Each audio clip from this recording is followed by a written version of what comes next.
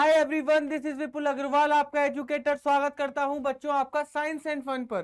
तो आज के इस वन शॉट के अंदर मैं लेकर आया हूं आपके लिए बिजनेस स्टडीज का लास्ट चैप्टर, जो कि हमारा इंटरनेशनल बिजनेस।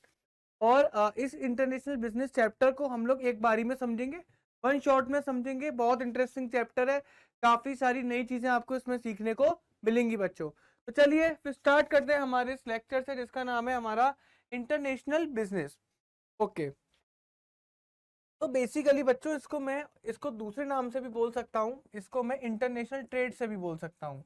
इंटरनेशनल ट्रेड से भी इसको मैं बोल सकता हूँ। तो मैं एक्सटर्नल ट्रेड भी बोल सकता हूँ। अब जैसा कि हम लोगों ने स्टार्टिंग में ट्रेड का मतलब समझा था, किसी को भी याद हो, जब हम लोग चैप्टर कर रहे थे, हमने बिजनेस के बारे में पढ़ा था, हमने इकोनॉमिक एक्टिविटीज के बारे में पढ़ा था, हमने बिजनेस के बारे में पढ़ा था। ठीक है, बिजनेस में अगर आपको ध्यान हो तो हमने कॉमर्स और ट्रेड, बिजनेस के दो पार्ट्स होते हैं, first is commerce, second is trade.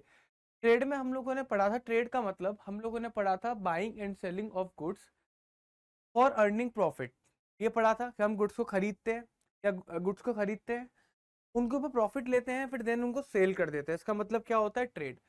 जब वो ट्रेड का प्रोसेस यानी कि बाइंग एंड सेलिंग हमारी एक कंट्री की ज्योग्राफिकल बाउंड्रीज के अंदर चलती है, तो हम उसको बोलते हैं बच्चों इंटरनल ट्रेड। और जब कंट्री की ज्योग्राफिकल बाउंड्री से बाहर चली जाती है, मतलब या तो हम कंट्री के बाहर से खरीद रहे हैं या फिर हम कंट्री के बाहर भेज रहे हैं, तो उसको हम लोग क्या बोलते हैं, एक्सटर्नल ट्रेड और इंटरनेशनल ट्रेड या फिर इंटरनेशनल बिजनेस। ओके, तो आइए इसका मतलब समझते हैं।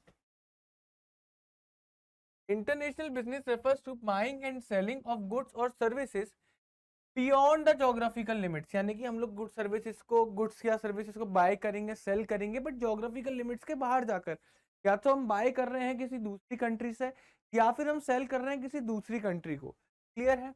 It is called trade between two countries. Okay, international और external trade of three types, तीन तरीके के होते हैं। पहला होता है एक्सपोर्ट, मतलब दूसरी कंट्री को, फॉरेन कंट्री को बेचना, गुड सर्विसेज बेचना फॉरेन कंट्री को, मतलब क्या हो गया, एक्सपोर्ट। तो जब दूसरी कंट्री में हम लोग गुड्स या सर्विसेज बेचेंगे तो हम क्या बोलेंगे, एक्सपोर्ट बोलेंगे। और जब हम दूसरी कंट्री से उन गुड्स या सर्विसेज को खरीदेंगे तो हम क्या बोलेंगे, उन्हें इंपोर्ट बोलेंगे। फिर थर्ड क्या होता है, जब हम एक्सपोर्ट और इंपोर्ट को मिला देंगे तो हमारा क्या बन जाएगा, एंटरपोर्ट बन जाएगा। It refers to import of goods not for consumption in a home country but for exporting them to the another country. देखो आप इस बात को समझो, जब भी हम इंपोर्ट करते हैं फॉर द कंजम्पशन इंपोर्ट करते हैं, यानी कि इंडिया के अंदर, अगर मैं इंडिया का एग्जांपल लूं, इंडिया के अंदर मैं कोई भी गुड्स या कोई भी सर्विसेज को जब इंपोर्ट करूंगा, तो उस सर्विसेज या उस गुड्स को इंपोर्ट करने का पर्पस मेरा क्या होगा, उसका पर्पस मेरा ये होगा कि उन गुड्स और सर्विसेज को मैं अपने इंडिया के अंदर कंज्यूम करना चाहता हूँ। क्लियर है? बट एंटरपोर्ट का कॉन्सेप्ट डिफरेंट है। एंटरपोर्ट का कहता है आप दूसरी कंट्री से गुड्स खरीद रहे हो, यानी कि इंपोर्ट कर रहे हो, बट आप उसको अपनी कंट्री में कंज्यूम नहीं करोगे। आप उन इंपोर्टेड गुड्स को किसी और दूसरी कंट्री को क्या कर दोगे, एक्सपोर्ट कर दोगे। वो क्या हो गया, हमारा एंटरपोर्ट। ये हम पहले पढ़ चुके हैं, ये हम पहले पढ़ चुके हैं। ठीक है, मैंने आपको डायमंड वाला एग्जांपल दिया था, एंटरपोर्ट में डायमंड वाला एग्जांपल दिया था कि सूरत के अंदर हम लोग रॉ डायमंड्स को, अनकट डायमंड्स को खरीदते हैं, उनको काटते हैं, पॉलिश करते हैं, देन उनको दोबारा से क्या कर देते हैं, एक्सपोर्ट कर देते हैं। ये चीज हमने पढ़ी थी, है ना। इसका अभी के लिए करंट में सबसे अच्छा एग्जांपल क्या है कि इंडिया भी एंटरपोर्ट कर रहा है, किसमें बेटा, वो रशिया से ऑयल खरीद रहा है, देन उस ऑयल को वापस से एक्सपोर्ट कर देता है यूरोपियन कंट्रीज। बात ही समझ में नहीं है, यूरोपियन यूनियन को क्या कर देता है, एक्सपोर्ट कर देता है। तो ये भी क्या, एंटरपोर्ट का एक अच्छा एग्जाम्पल है। नेचर का इंटरनेशनल बिजनेस का कि भाई इसके अंदर टू कंट्रीज इन्वॉल्व रहती हैं। देखो, चाहे आप बाय करो चाहे आप सेल करो, मैं इंपोर्ट की बात करूं, इंपोर्ट के अंदर भी एक कंट्री क्या होगी, बायर होगी, और दूसरी कंट्री कौन होगी, सेलर होगी। यानी कि अगर मैं बात करूं यहाँ पर इंडिया, अगर इंडिया यहाँ पर इंपोर्ट कर रही है तो इंडिया किसी दूसरी कंट्री से, फॉर एग्जांपल जर्मनी, जर्मनी से क्या करेगी, माल खरीदेगी। क्लियर है? तो जर्मनी इस केस में सेलर और इंडिया इस केस में बायर। अगर मैं एक्सपोर्ट की बात करूं ऑन द अदर हैंड, तो एक्सपोर्ट के केस में भी एक कंट्री क्या होगी, सेलर होगी, और दूसरी कंट्री क्या होगी, बायर होगी। अगर मान के चलो मैं इस जगह पर सेलर मान के चल रहा हूँ इंडिया को, ओके, और बायर मान के चल रहा हूँ कि इंडिया जो है एक्सपोर्ट कर रही है, सपोज करो यूएसए को। बात ही समझ में, तो आप देख पा रहे हो एक्सपोर्ट और इंपोर्ट दोनों केसेस में क्या है, दोनों केसेस में दो कंट्रीज एटलीस्ट इन्वॉल्व है। क्लियर है? अच्छा, तीसरा एक होता है क्या, एंटरपोर्ट। अब एंटरपोर्ट की हम लोग बात करें तो इसके अंदर कम से कम 3 कंट्रीज इन्वॉल्व रहेंगी या फिर नहीं रहेंगी। एक कंट्री जो कि इंटरमीडिएट की तरह काम कर रही है, for example India, India Russia से खरीद रही है, तो यूएस जो हमारा रशियन है, रशिया है, वहां से गुड्स खरीद रही है, तो एक कंट्री रशिया हो गई, दूसरी कंट्री इंडिया हो गई। अब इंडिया यूरोपियन यूनियन को बेच रही है, तीसरी कंट्री यूरोपियन यूनियन हो गई। बात आई समझ में? तो एटलीस्ट 2 कंट्रीज होती हैं, एटलीस्ट 2 कंट्रीज होती हैं। Payment in the foreign currency, that is important. देखो जब भी आप फॉरेन ट्रेड में एंटर करोगे तो आपको फॉरेन करेंसी की जरूरत पड़ेगी। जैसे आप कुछ माल खरीद रहे हो, इंपोर्ट कर रहे हो, तो इंपोर्ट करने के लिए आपको उस कंट्री की करेंसी चाहिए होगी। अगर आप रशिया से ऑयल खरीद रहे हो तो आपको रशिया की क्या चाहिए होगी? करेंसी चाहिए होगी। क्लियर है? कोई प्रॉब्लम नहीं है। अगर आप यूरोपियन यूनियन को अपना तेल बेच रहे हो तो यूरोपियन यूनियन को आपकी कंट्री की करेंसी चाहिए होगी। क्लियर है? बात आई समझ में या फिर नहीं आई? तो करेंसी फॉरेन ट्रेड के अंदर फॉरेन करेंसी चलती है। जिस जिस कंट्री को आपको पेमेंट करना, आपको उसी कंट्री की करेंसी में करना पड़ेगा। तो payment for the imported goods is made in foreign currency. जो आप इंपोर्ट करते हो ना, उसका पेमेंट फॉरेन करेंसी में होता है। And payment for the export is also received in foreign currency. और एक्सपोर्ट का पेमेंट भी फॉरेन करेंसी में होता है। देखो मेरी बात को इस जगह पर ना ध्यान से समझो, इस जगह पे थोड़ा मेरी बात को ध्यान से समझो। सपोज करो, ध्यान से समझना, सपोज करो आप जब इंपोर्ट कर रहे हो, सो फॉर एग्जांपल आपने इंपोर्ट करा रशिया से, रशिया बोलता है कि आप ना इंडियन करेंसी में हमें दे दो। एक एक एग्जांपल लेके चल लो। तो इन दैट केस क्या होगा? आपने अपनी करेंसी उठा के रशिया को दे दी और रशिया से आपने क्या ले लिया? ऑयल ले लिया। क्लियर है? जब आप उस ऑयल को यूरोपियन यूनियन को बेच रहे हो तो आप यूरोपियन यूनियन को बोलोगे कि भैया एक काम कर, यूरो में पेमेंट कर दे। बात आई समझ में? तो आपने एक्सपोर्ट के टाइम पे इस जगह पे भी क्या करा? फॉरेन करेंसी में डील करी। इंपोर्ट के टाइम पे भी जनरली आपको फॉरेन करेंसी चाहिए होती है। बात आई समझ में? तो डील के ऊपर डिपेंड करता है कि कंट्रीज कौन सी करेंसी के अंदर मान रही हैं। कि आपकी लोकल करेंसी के अंदर कंट्री पेमेंट लेने को तैयार है नहीं, या फिर उसे फॉरेन करेंसी के अंदर ही चाहिए। तो जनरली हम मान के चलते हैं कि इंटरनेशनल ट्रेड के अंदर इंपोर्ट गुड्स के लिए जो पेमेंट होगा फॉरेन करेंसी में होगा, एक्सपोर्ट होगा उसका जो पेमेंट आएगा वो भी हमारा फॉरेन करेंसी में होने वाला है। फिर हम नेक्स्ट देखते हैं प्रॉब्लम्स ऑफ इंटरनेशनल बिजनेस। पहला है लीगल प्रोसीजर्स। इंपोर्ट और export of goods involve a lengthy and complicated procedure. एक देखो, इंपोर्ट और एक्सपोर्ट अभी लेंदी और कॉम्प्लिकेटेड प्रोसीजर होता है। अभी हम पढ़ेंगे इंपोर्ट प्रोसीजर भी पढ़ेंगे, एक्सपोर्ट प्रोसीजर भी पढ़ेंगे। काफी ज्यादा लेंदी होते हैं। आप कहोगे मैं तो नहीं करूंगा, इतने इतने लंबे होते हैं, मैं तो नहीं करूंगा।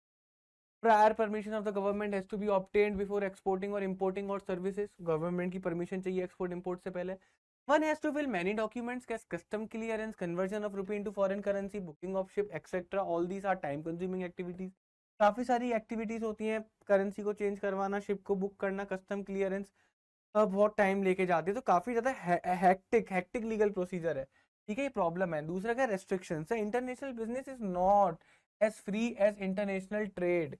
इंटरनल ट्रेड देखो, जितना इंटरनल ट्रेड करना आसान है ना, उतना आसान इंटरनेशनल ट्रेड करना नहीं है। इंटरनेशनल ट्रेड करना बहुत ज्यादा डिफिकल्ट है as compare to the internal trade.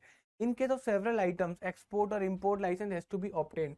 कुछ आइटम खरीदने के लिए तो इंपोर्ट लाइसेंस भी चाहिए और कुछ आइटम बेचने के लिए एक्सपोर्ट लाइसेंस भी चाहिए। ठीक है, तो इंपोर्ट एक्सपोर्ट लाइसेंस की भी रिक्वायरमेंट होती है कुछ आइटम्स को लेकर। Many restriction are impose by the government. Government काफी ज्यादा रेस्ट्रिक्शंस लगाती है इंपोर्ट और एक्सपोर्ट पे।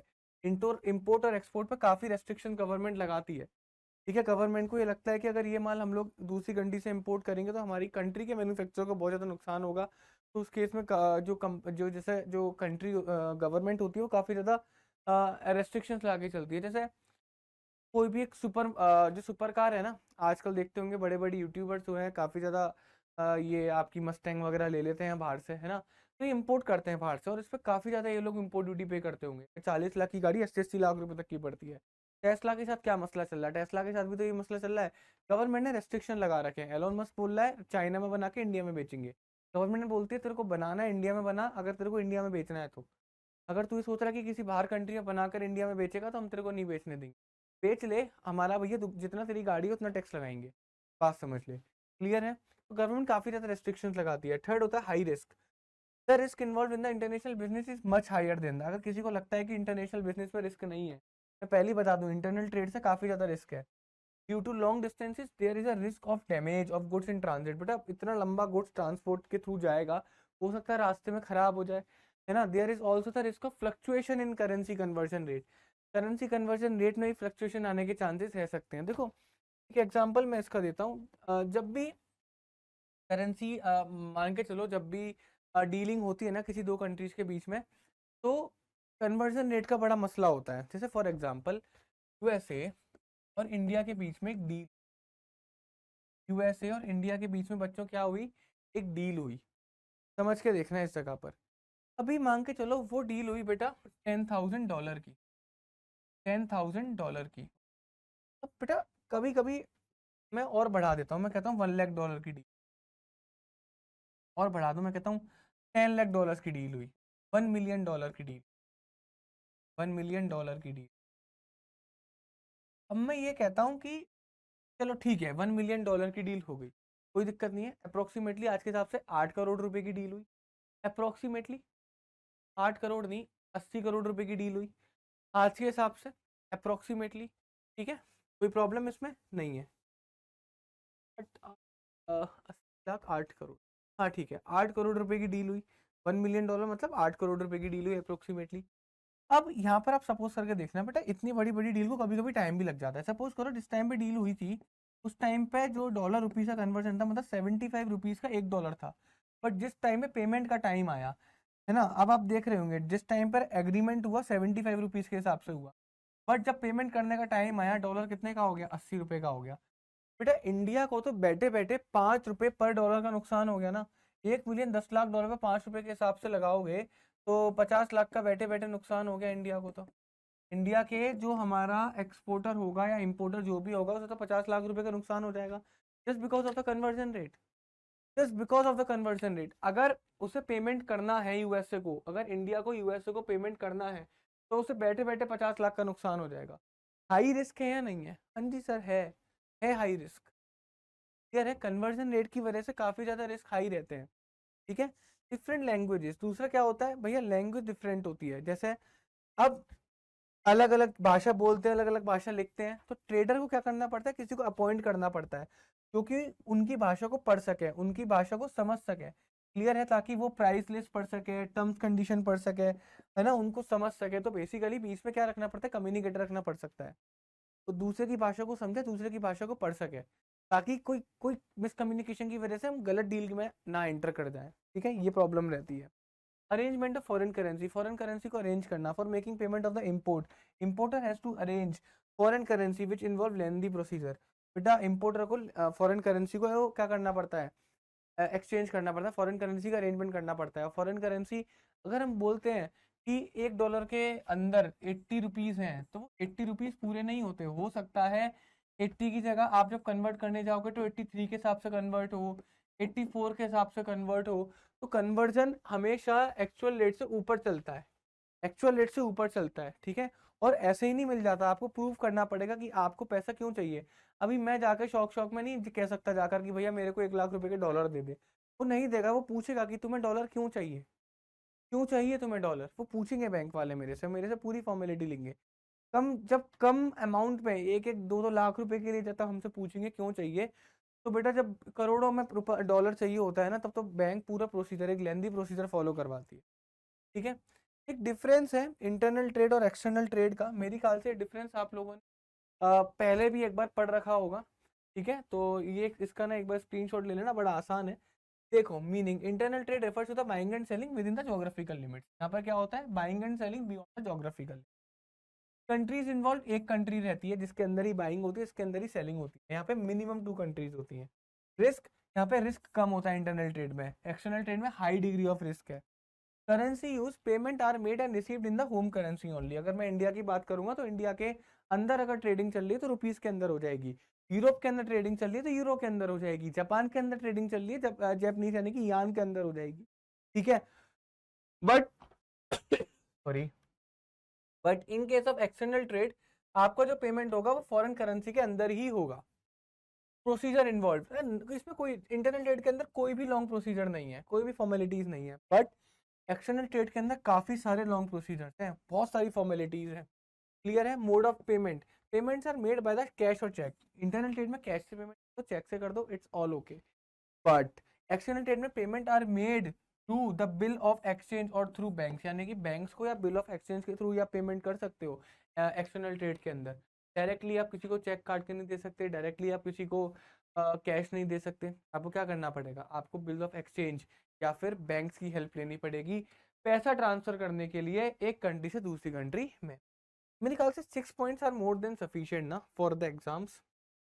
Okay, reasons for international business. International business करते क्यों हैं? जब इतने सारे तगड़े तगड़े प्रोसीजर्स है, इतने सारी फॉर्मेलिटीज़ हैं, इतने सारे क्या बोलते हैं लीगल फॉर्मेलिटीज़ वगैरह हैं, तो क्यों करते हैं इंटरनेशनल बिजनेस? ध्यान से देखना।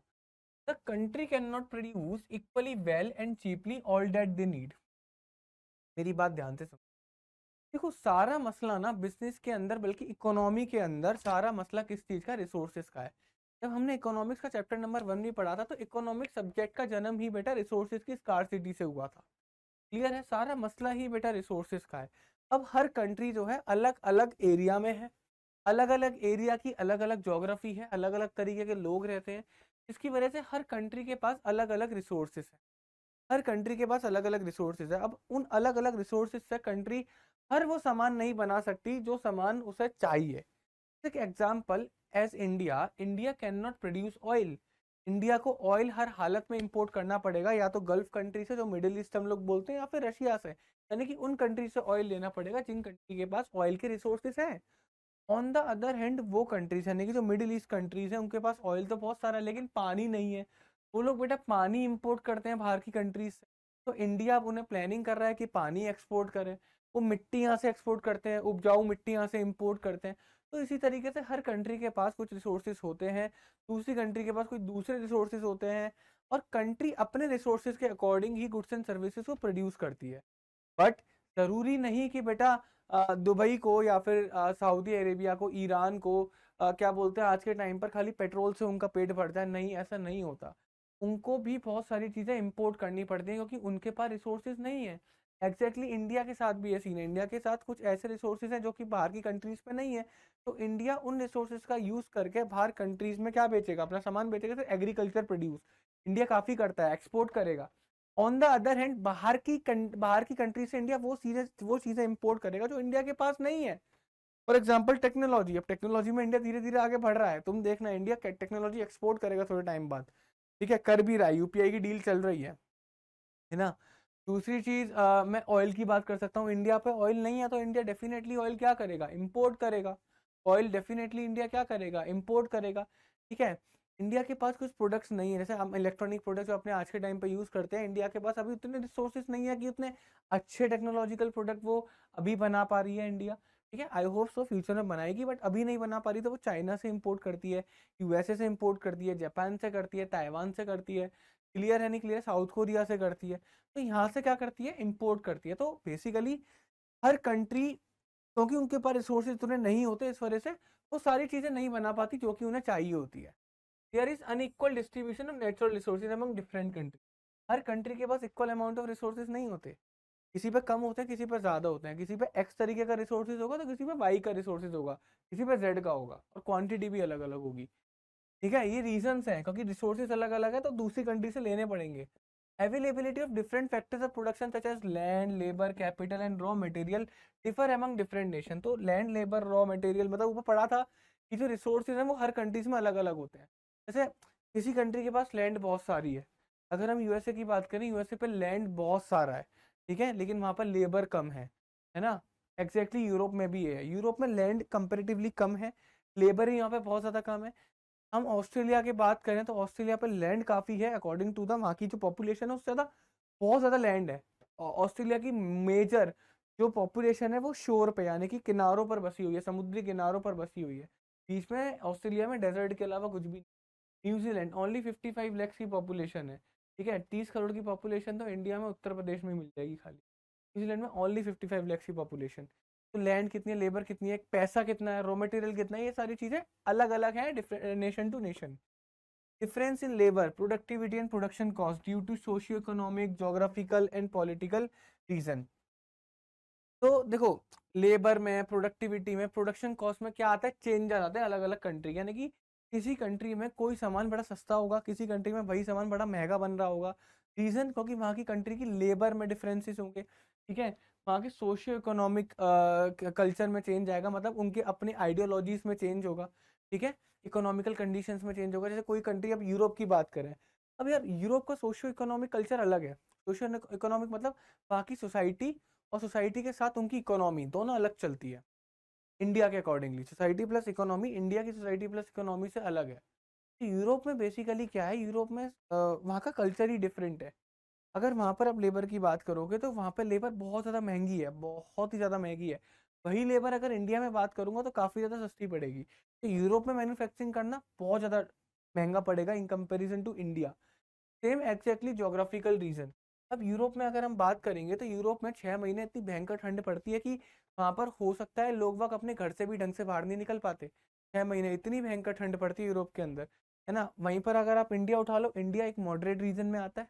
नॉर्थ इंडिया में ठंड पड़ती है बट ऐसी नहीं पड़ती कि काम ही रुक जाए, ठीक है। तो डिफरेंसेस है पॉलिटिकल रीजन, है ना। जो पॉलिटिकल पार्टी है वो किस चीज़ में ज़्यादा इंटरेस्टेड है, चीज़ पे भी फर्क पड़ता है। जैसे एक एग्जांपल मैं देना चाहूँगा कि काफ़ी कंट्रीज किस चीज़ को सपोर्ट, जैसे मोदी जी आए, मोदी जी ने टेक्नोलॉजी को काफ़ी सपोर्ट करा। तो टेक्नोलॉजी को सपोर्ट करते हुए, टेक्नोलॉजी को उन्होंने सपोर्ट करते हुए क्या technological relation import export India का बढ़ा या फिर नहीं बढ़ा, इन टर्म्स ऑफ टेक्नोलॉजी बिल्कुल बढ़ा होगा। तो एक पॉलिटिकल रीजंस भी होता है इम्पोर्ट एक्सपोर्ट के पीछे। बात ही समझ में या फिर नहीं आई। कल को मान के चलो मोदी जी ये बोले कि हम इंडिया से, हम चाइना से उनका नहीं बन रही, ठीक है, तो बोल सकते हैं कि हम चाइना से सारे रिलेशन खत्म कर रहे हैं, ट्रेड रिलेशन खत्म कर रहे हैं। ऐसा हो सकता है बोलते जाकर। तो it all depends upon the political relations also, क्योंकि इम्पोर्ट एक्सपोर्ट सारा पॉलिटिकल रिलेशन का गेम है ना। There is not even a single country, एक भी कंट्री नहीं है which is in a better position to produce better quality product at the lower cost. यानी कि मैं कहता हूँ देखो, एक भी कंट्री नहीं है जो कि अपनी डिमांड के अकॉर्डिंग सारा गुड्स बना सके, वो भी सस्ते में। मतलब आप देखो, सेंटेंस को पढ़ के कंफ्यूज मत होना। यहाँ पे क्या है, यहाँ पे बोल रहे हैं एक भी कंट्री नहीं है जो कि उन्हें जितना गुड्स चाहिए वो सस्ते में बना सकती है।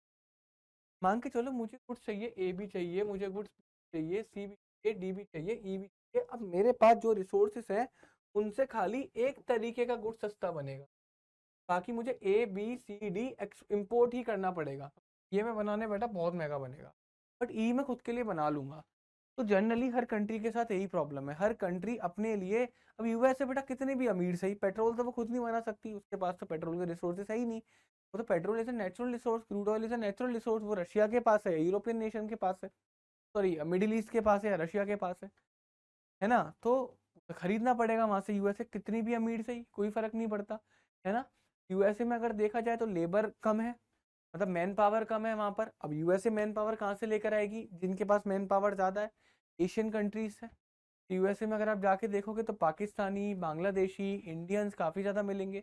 और यूएस इकोनॉमी, और ऐसा नहीं है कि इंडियंस वहाँ पे छोटे मोटे लेवल पर है, नहीं, बड़े लेवल पर काम कर रहे हैं बेटा, वहाँ की इकोनॉमी को चला रहे हैं इंडियन।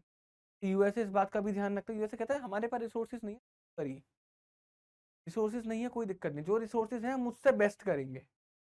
तो वो करता है, तो यूएसए के पास पैसा बहुत है, तो वो एक रिसोर्स खर्च करके दूसरा रिसोर्स का अरेंजमेंट करता है यूएसए बेसिकली, ठीक है, एज अ रिजल्ट। और इसी की वजह से क्या होता है, each country find its advantages, अपना एडवांटेज, अपना एक स्ट्रॉन्ग पॉइंट देखती है, स्ट्रॉन्ग एरिया देखती है, टू प्रोड्यूस दो सेलेक्टेड गुड्स, उन सेलेक्टेड गुड्स या सर्विसेज को बनाने में, that it can produce more effectively and efficiently and procuring rest through the trade with the other countries.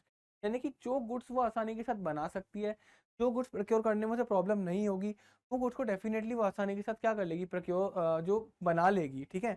और बाकी जो बचे हुए गुड्स होंगे वो क्या कर लेगी, बाकी की कंट्री से खरीद लेगी, simple, which the other country can produce at a lower cost.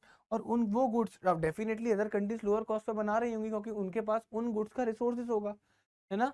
This is a main reason why countries trade with each other and engage in the international trade, and that is the main.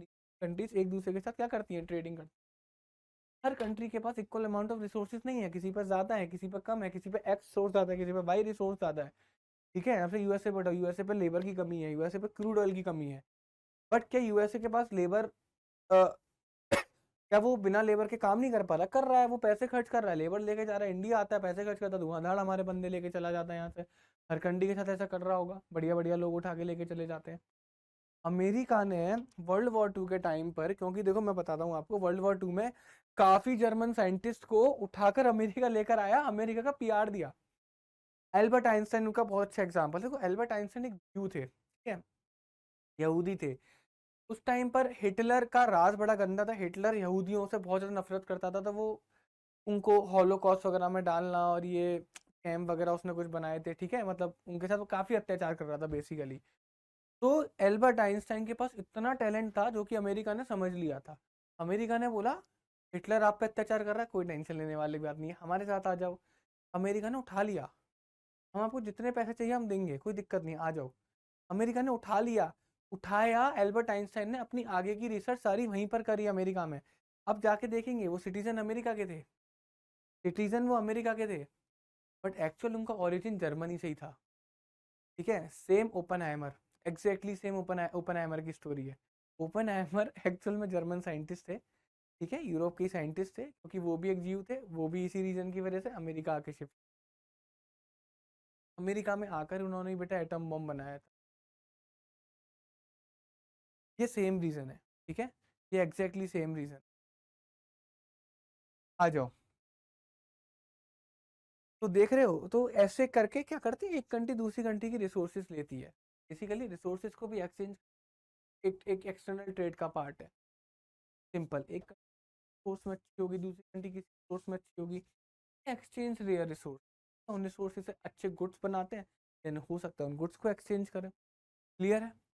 Next है international business, domestic business. तो international domestic business में क्या है, एक एक difference है। अभी हमने पढ़ा था इंटरनेशनल ट्रेड और एक्सटर्नल ट्रेड, वैसा ही है, ठीक है, एक बार पढ़ के देख लेते। Nationality of buyer and seller, देखो यहाँ पर बायर की और सेलर की नेशनलिटी क्या होगी, अलग अलग होगी।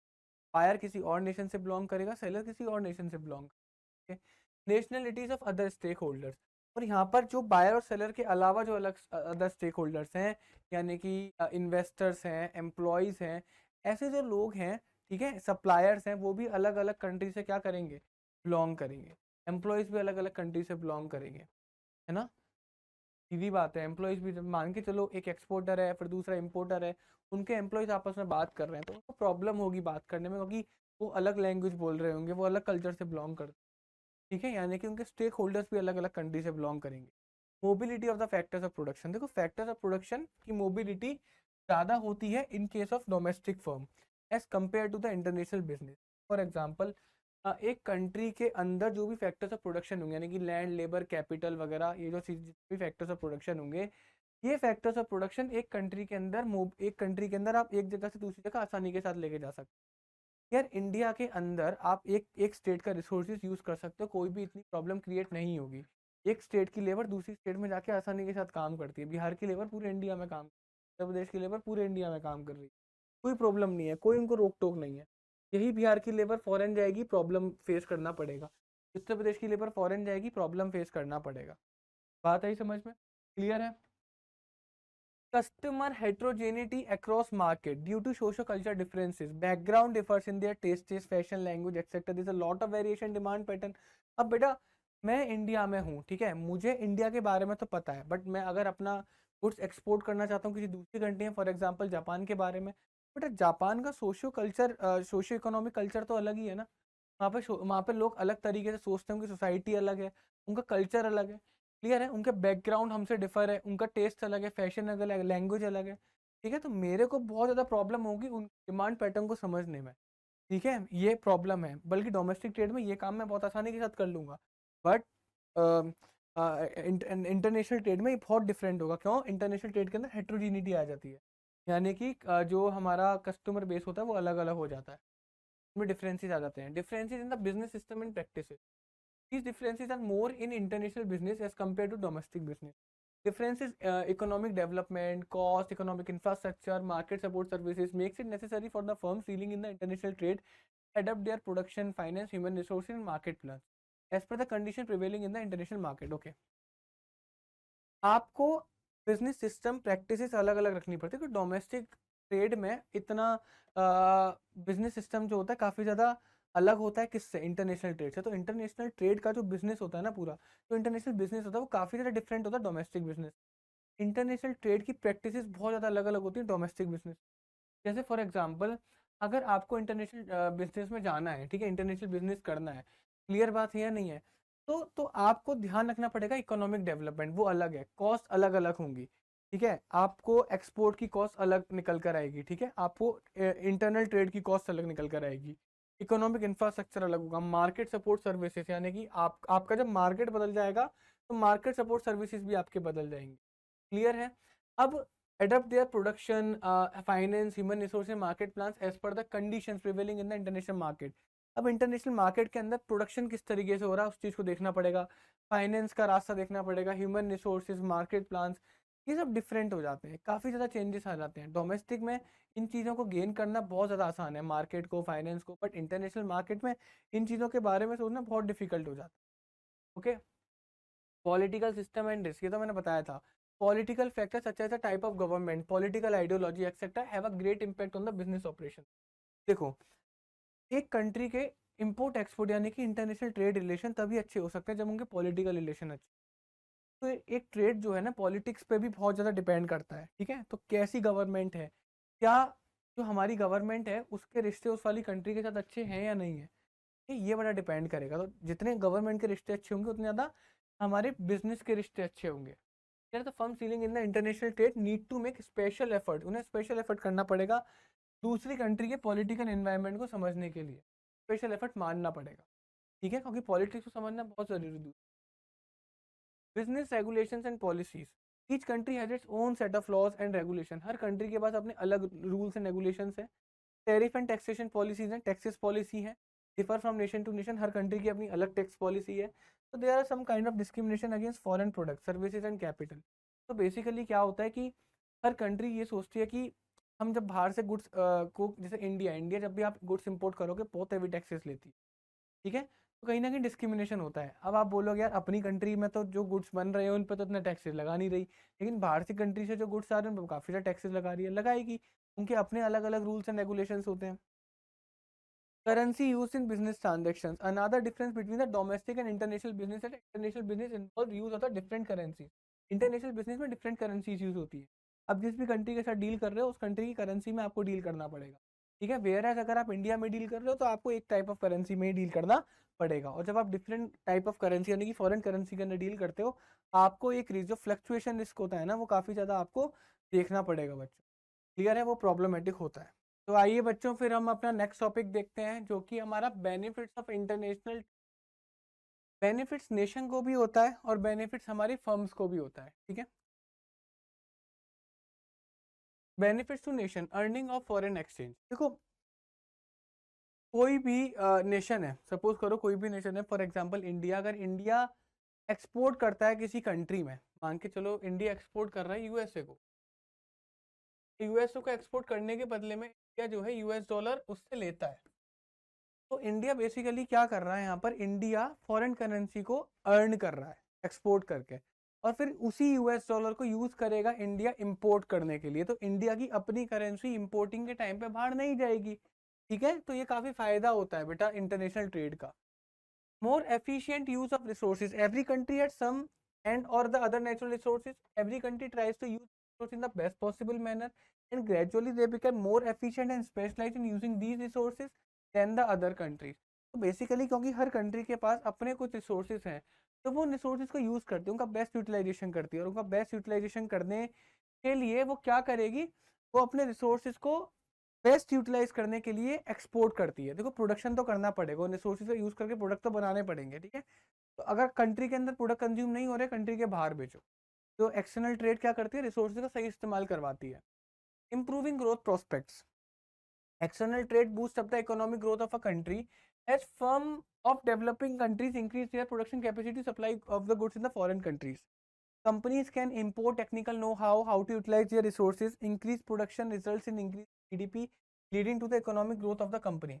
ओके, तो बेसिकली यहाँ पे क्या बोला था, एक्सटर्नल ट्रेड जो हमारे आज के टाइम पर डेवलपिंग कंट्रीज जो है, for example India India external trade ऐसी डेवलपिंग कंट्रीज को बूस्ट अप कर रहा है, उनके ग्रोथ को और ज़्यादा तेज कर रहा है, उनकी प्रोडक्शन कैपेसिटी को इंक्रीज कर रहा है। कैसे? फॉर एग्जांपल इंडिया किसी कंट्री से टेक्निकल नो हाउ ले रही है, टेक्नोलॉजी खरीद रही है, तो वो उस टेक्नोलॉजी का यूज करके इंडिया अपने प्रोडक्शन प्रोसेस को और ज़्यादा स्मूथ कर सकती है, बढ़ा सकती है, जिससे इंडिया का जीडीपी ही अल्टीमेटली इंक्रीज होगा।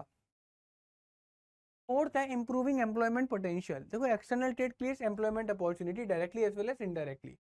External trade results in the increase in production due to increased production of the demand for labor increases which is employment opportunity. Export जो है आपकी प्रोडक्शन को इंक्रीज करेगा, जब एक्सपोर्ट आपके प्रोडक्शन को इंक्रीज करेगा, एक्सपोर्ट प्रोडक्शन को इंक्रीज करेगा जब आपके, तो उस जगह पर आपको और ज़्यादा रिक्वायरमेंट पड़ेगी लेबर की, क्योंकि लेबर यूज हो रही है प्रोडक्शन के टाइम पर। बात ही समझ में, जितना आपका प्रोडक्शन बढ़ेगा उतना ज़्यादा लेबर के लिए एम्प्लॉयमेंट अपॉर्चुनिटीज इंक्रीज होंगी। और प्रोडक्शन बढ़ेगा क्यों? एक्सटर्नल ट्रेड की वजह। Increase is standard of living. Export जो इंटरनेशनल ट्रेड है वो स्टैंडर्ड ऑफ लिविंग भी बढ़ाता है। It would have not been possible for the world community to use the goods and services produce in the other countries. अगर international trade ना होता तो एक कंट्री दूसरी कंट्री के गुड्स एंड सर्विसेज को यूज ना करती, हम लोग भी बेटा दूसरी कंट्री से गुड्स एंड सर्विसेज को यूज ना कर पाते।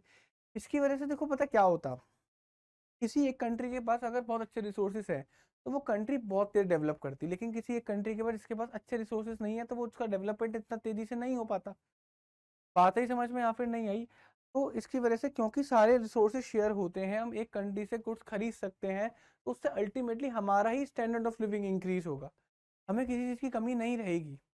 अब जैसे यूरोप की बात करी जाए, अमेरिका की बात करी जाए, वहाँ पर ऐसे कोई बहुत ज़्यादा नेचुरल रिसोर्सेज नहीं है, बट वहाँ पर एक चीज़ है, इसको बोलते हैं इंडस्ट्रियलाइजेशन। उन लोगों ने इंडस्ट्री पे बहुत सबसे जल्दी दुनिया के अंदर सबसे ज़्यादा ध्यान जो दिया था वो यूरोप में और अमेरिका में दिया गया था इंडस्ट्रीज के ऊपर। That's why they are huge resources in terms of capital, और उस कैपिटल के बदले में वो कुछ भी खरीदते हैं दुनिया से। बात आई समझ में? उनको अल्टीमेटली इतनी दिक्कतें नहीं आती क्योंकि उनके पास कैपिटल बहुत है। कैपिटल कहाँ से आया? इंडस्ट्रियलाइजेशन से आया। तो ऐसा भी ज़रूरी नहीं है कि किसी कंट्री के पास अगर नेचुरल रिसोर्सेज नहीं है तो वो कंट्री गरीब ही होगी, ऐसा कुछ भी नहीं है। ठीक है, नेचुरल रिसोर्सेज बहुत ज़्यादा है। दुबई को देख लो, बहुत अमीर है, क्यों? नेचुरल रिसोर्सेज बहुत अच्छे थे उसके पास। लेकिन on the other side Europe को देखेंगे, अमेरिका को देखेंगे, उनके पास इतने नेचुरल रिसोर्सेज नहीं है, बट क्योंकि वो इंडस्ट्रीज के ऊपर उन्होंने बहुत ज़्यादा फोकस करा, बिजनेसेस के ऊपर बहुत ज़्यादा फोकस करा, that's why they are rich. That's why they are rich. Okay, उनका स्टैंडर्ड ऑफ लिविंग इसी वजह से इंक्रीज हुआ क्योंकि उन्होंने जो चीज़ उनके पास नहीं थी पैसा कमाया, और वो चीज़ उन्होंने सीधा इम्पोर्ट करी।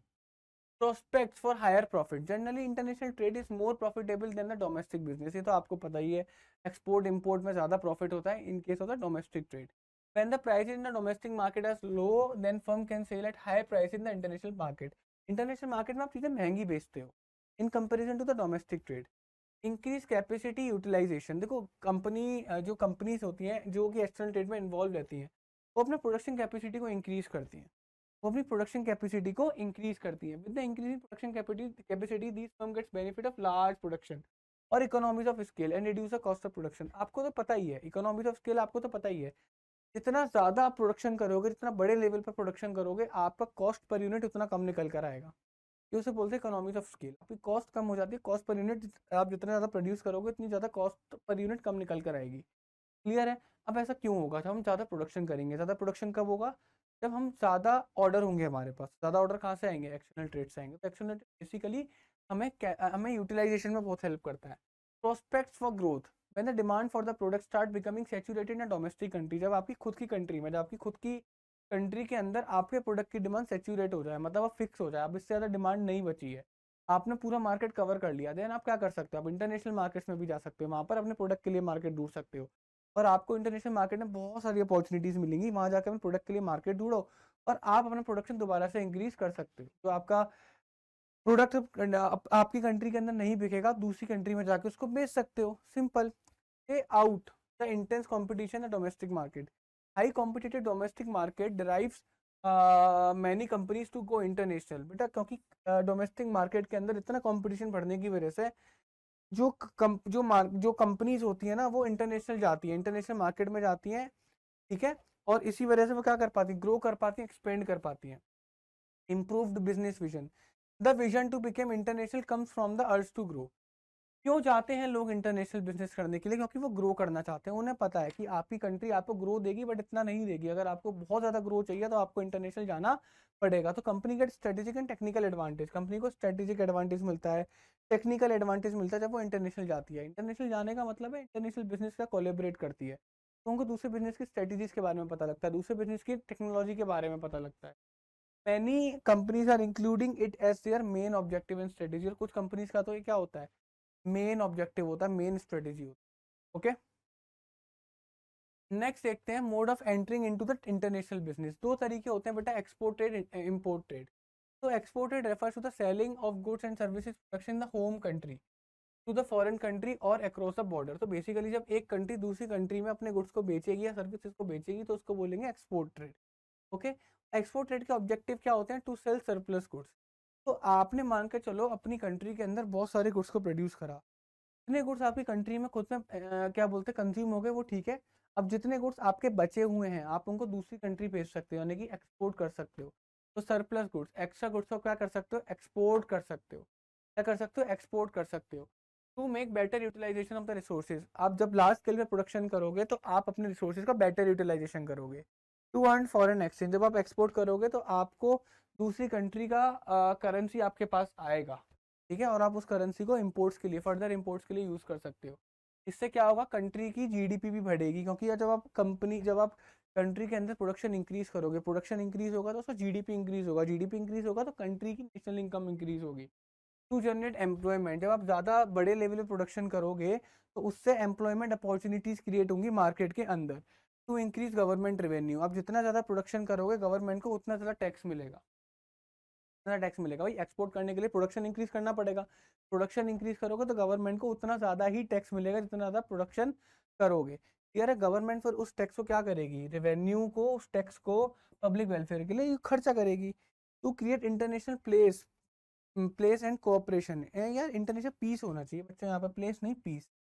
तो export trade improves understanding, export trade जो होता है ना, एक्सपोर्ट हम एक कंट्री से दूसरी कंट्री में एक्सपोर्ट करते हैं तो वो अंडरस्टैंडिंग को इंप्रूव करता है, रिलेशन को इंप्रूव करता है, कोऑपरेशन बिठाता है अलग अलग कंट्रीज के बीच में।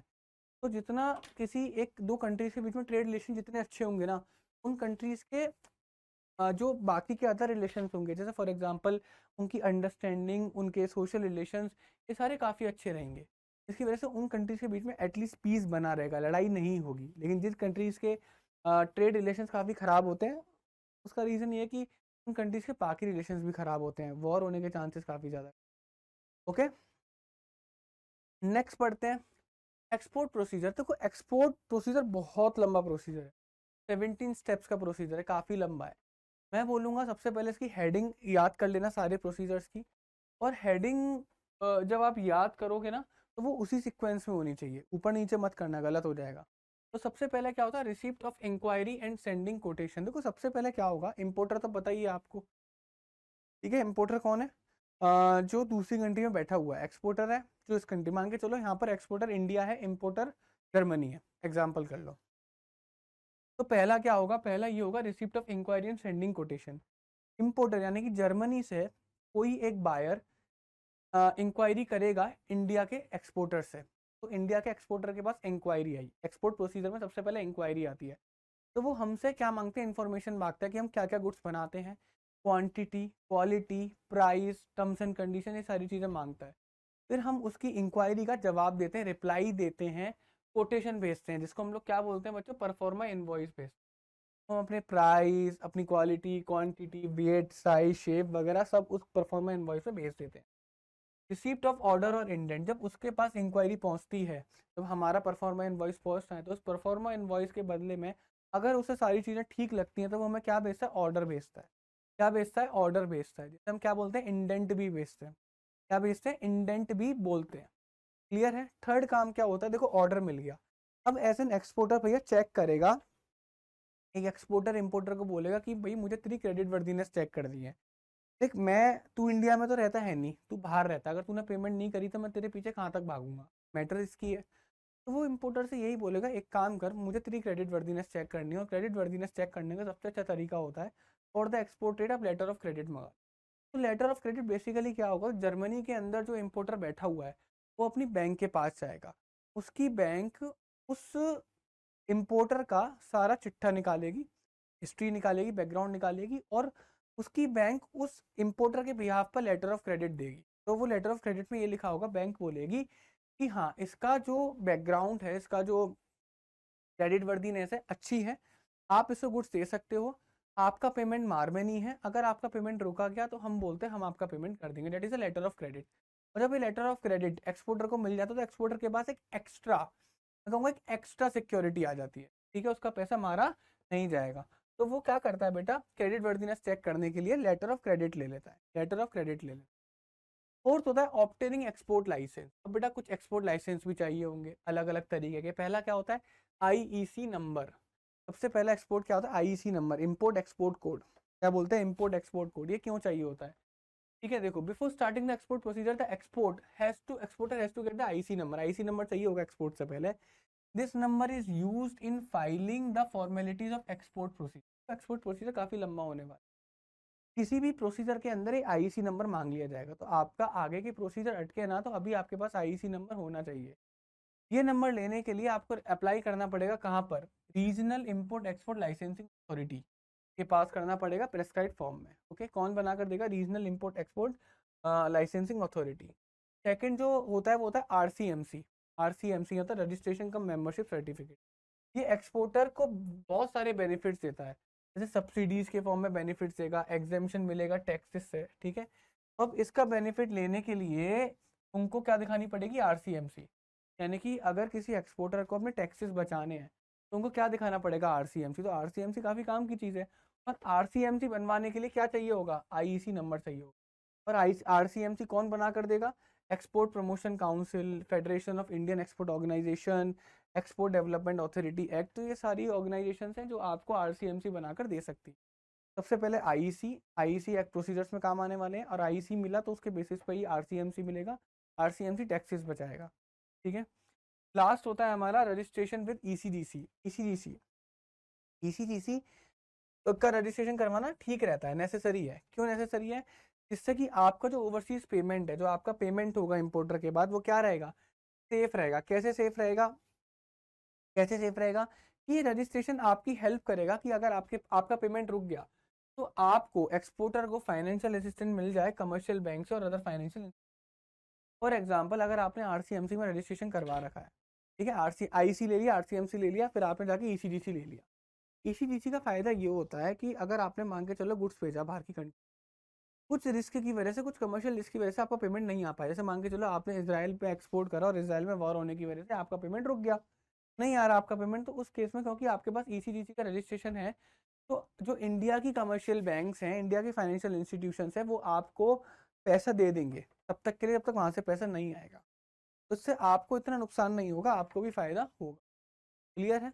तो तीन तरीके के रजिस्ट्रेशन होते हैं। आईईसी जो कि एक्सपोर्ट प्रोसीजर्स में काम आने वाला है, दूसरा क्या होता है बेटा? आरसीएमसी टैक्सेस बचाता है, तीसरा होता है ईसीजी, क्योंकि आपको पेमेंट को सिक्योर करता है। अगर आपका पेमेंट बाहर से नहीं आया तो कमर्शियल बैंक यहाँ पर आपको पेमेंट का अरेंजमेंट करवा देगी। फिफ्थ होता है ऑब्टेनिंग प्री शिपमेंट फाइनेंस। देखो, अब आपके पास क्या आ गया? आपके पास लेटर ऑफ क्रेडिट आ गया। लेटर ऑफ क्रेडिट आने की वजह से आपके पास एक सिक्योरिटी आ गई कि भैया आपका जो पेमेंट है वो सेफ है। अब काफी हद तक आपका पेमेंट सेफ है एक्सपोर्ट ट्रेड का। और हमेशा जो एक्सपोर्ट्स होते हैं वो काफ़ी ज़्यादा बल्क क्वांटिटी में होते हैं, आपको उतनी प्रोडक्शन करने के लिए पैसा तो चाहिए, तो आप उस लेटर ऑफ क्रेडिट के दम पर जाकर बैंकों से पैसा ले सकते। कह सकते हो देखो मेरे पास ऑर्डर आया है, ये ऑर्डर की कॉपी है, ये लेटर ऑफ क्रेडिट है, ठीक है, मैंने सारे लाइसेंसेस ले रखे हैं, अब आप मेरे को एक काम दे दो, मुझे गुड्स बनाने भी तो है, खरीदने हैं, बनाने हैं, तो उसके लिए मुझे क्या चाहिए? पैसा चाहिए। तो आप मेरे को प्री शिपमेंट फाइनेंस दे दो। क्या दे दो? प्री शिपमेंट फाइनेंस दे दो। तो अप्रोच किसे करता है? वो बैंकर को अप्रोच करता है, बैंक्स को अप्रोच करता है। उसे पैसा मिल गया, उसके बाद क्या करेगा? Production and procurement of goods.